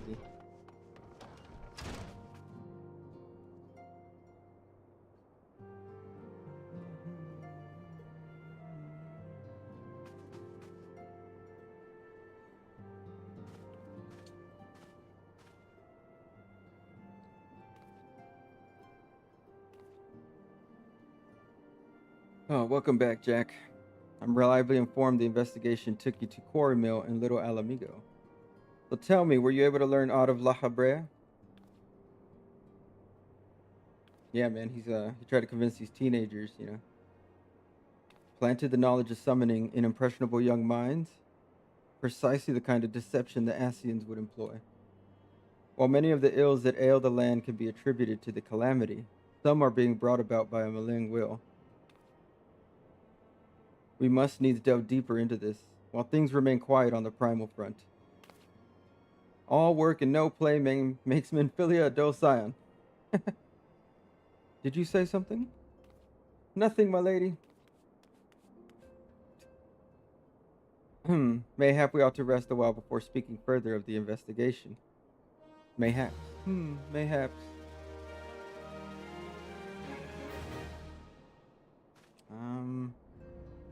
Where are we now?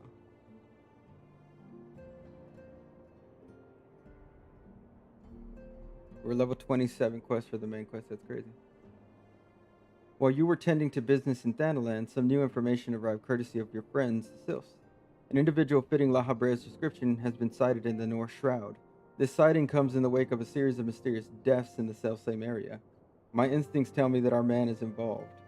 I would have you continue your investigation where you left off. 12 willing, we will pick up La Habrea's trail once more. Naraxia can furnish you with the details. Pray speak with her and take it from there. As always, be careful out there, Jack. I will try. I'll do my best. I try to stay safe, man. I mean, I got like 3 crystals now, right? So I'm pretty strong.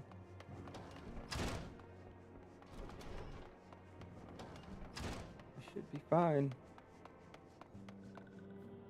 Walking One is to investigate Sinister One? Then heed well this one's words.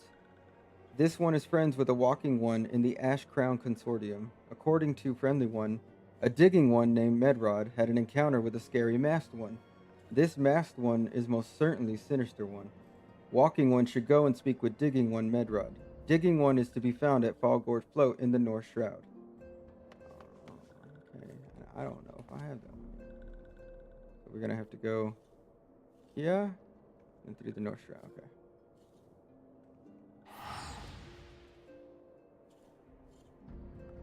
All right. Wow.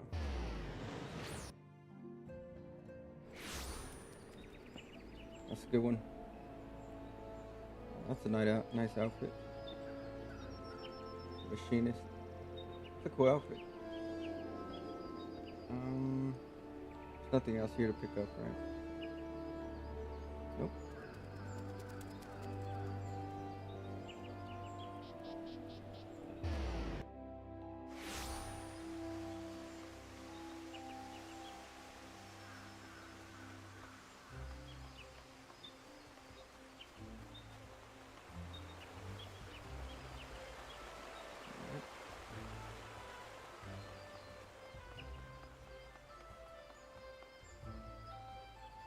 Our Shroud. Alright, so we're gonna get those guys here. The Outer Springs.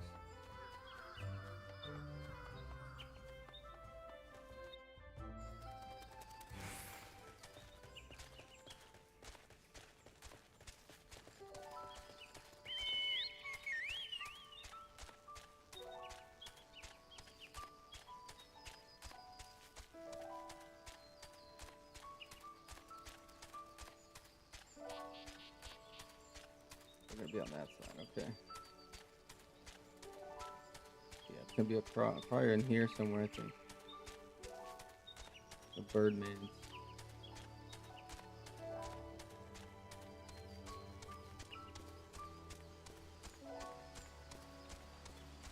Kennard.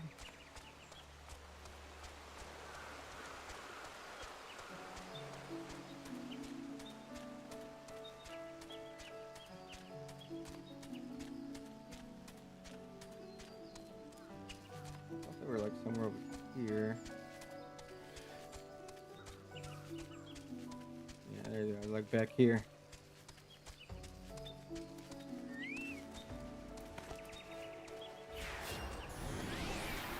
You pissed off a lot of them.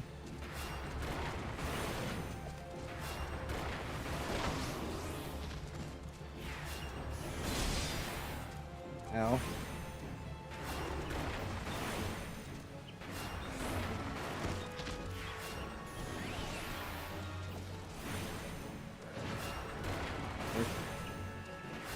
They called him from way over there. That's crazy.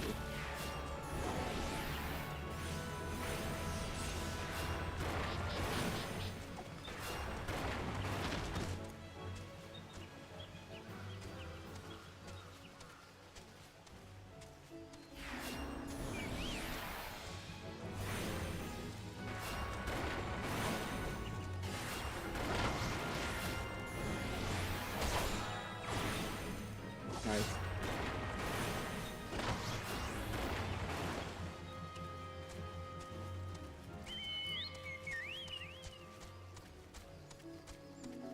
Cool.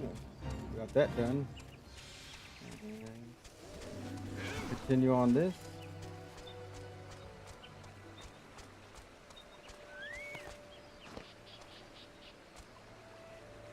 I'm gonna touch the butt first.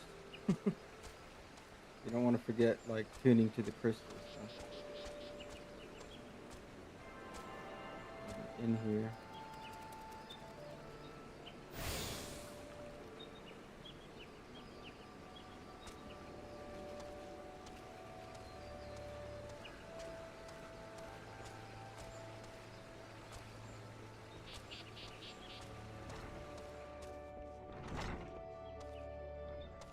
Please leave me be. I'm not long for this world. I look death in the face. 'Tis only a matter of time before he comes for me, just like he came for that poor woman. Medrod is clearly traumatized. Perhaps if you were to soothe him, he might remain calm. All right, let me emote. Soothe.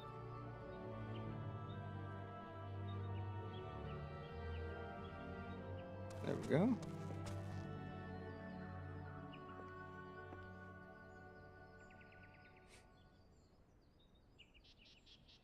You're right.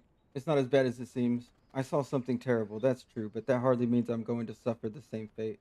Thanks to you, I can think straight again. I believe I can even recount what I saw without losing it. It was just another ordinary day. I was headed back to the float when I noticed a suspicious character in the distance. A masked man, garbed head to toe in black. He had a hideous fiend in tow, a winged creature that was all eyeball and jagged teeth.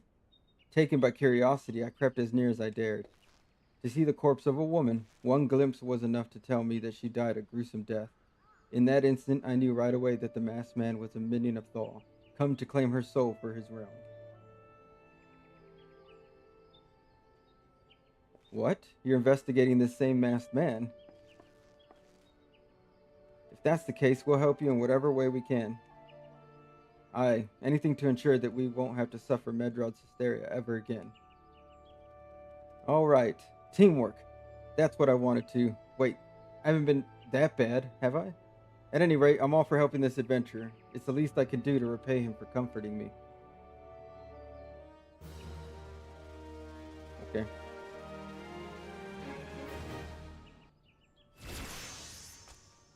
Now we're 58, 48, huh? What time is it? Let's see. Okay. Ideen has a proposal to make concerning your investigation. So here's what I know about the deaths. All the victims were found with their faces torn to shreds. Among the local fauna, only the scalekin known as Ziz could inflict such wounds.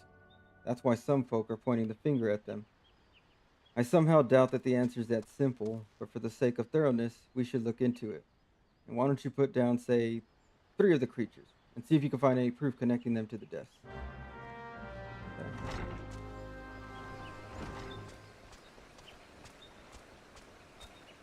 This one is Bloodshore.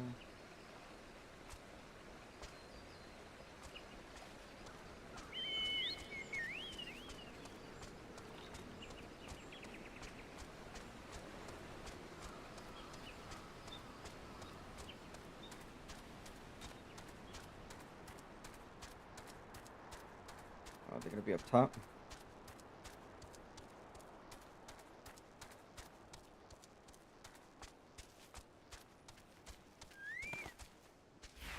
Wrong one.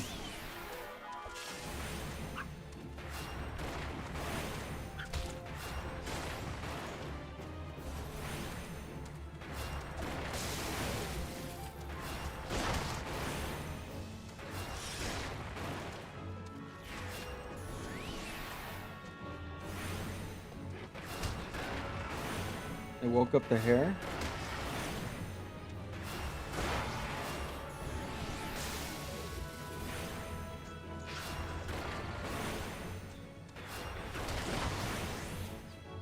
Interrupted. Oh, so he killed him.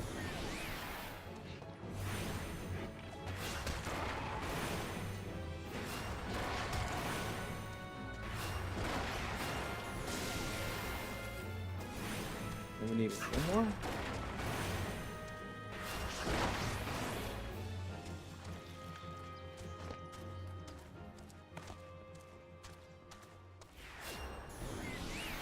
And it pissed one off anyway? That's crazy.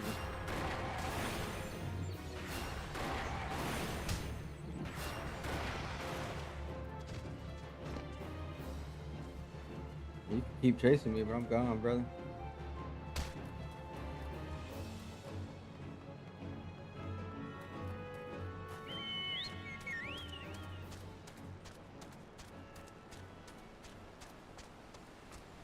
No squats, huh?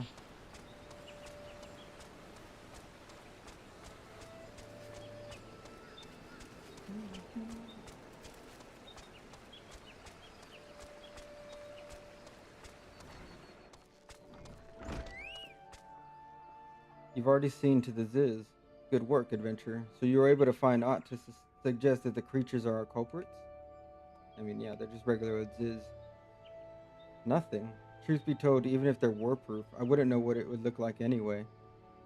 I believe we can safely strike Ziz from our list of suspects, which leaves us with the masked man and his winged eyeball.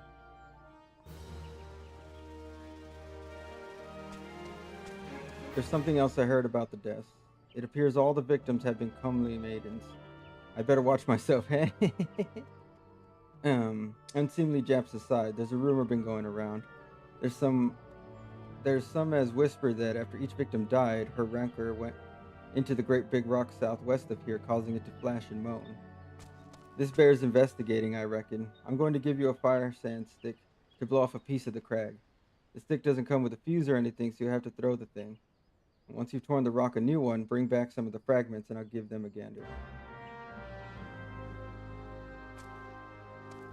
There's something you should know. I've been keeping this to myself lest I worsen Medrod's paranoia, but I too have seen the winged eyeball. I cannot say whether it was a coincidence, but my sighting took place precisely the same time as Medrod's. I was heading home after a day of digging when a shadow fell over me. Looking up, I found myself locked in a gaze with a giant eyeball. I let out a scream at the top of my lungs and ran without once looking back. This happened at the rocky area west of here, in case you had a mind to investigate. Okie dokie. Is this a sanctuary? Yeah, it's considered a sanctuary, I think. Yep. I think that's gonna be it for me today. I get ready here soon. Got like 20 minutes. Yeah, get some good progress. You can come back to Fallgrove Float, right? Let's see. We just go to New Gridania. So I go stay at the inn, and we'll be back to it tomorrow. Yeah, good progress today. We're only getting up to level 30 on the main quest as far as level, and we're already going to be over level. Kind of wild, but we'll be able to pick up Sage and then have the 2 classes. And I got to work on more like fishing and then cooking. I think we got a lot to do, which is exciting. 6 months. Evercode's in January. And then we get the new Evolved Combat and do all this to check that out.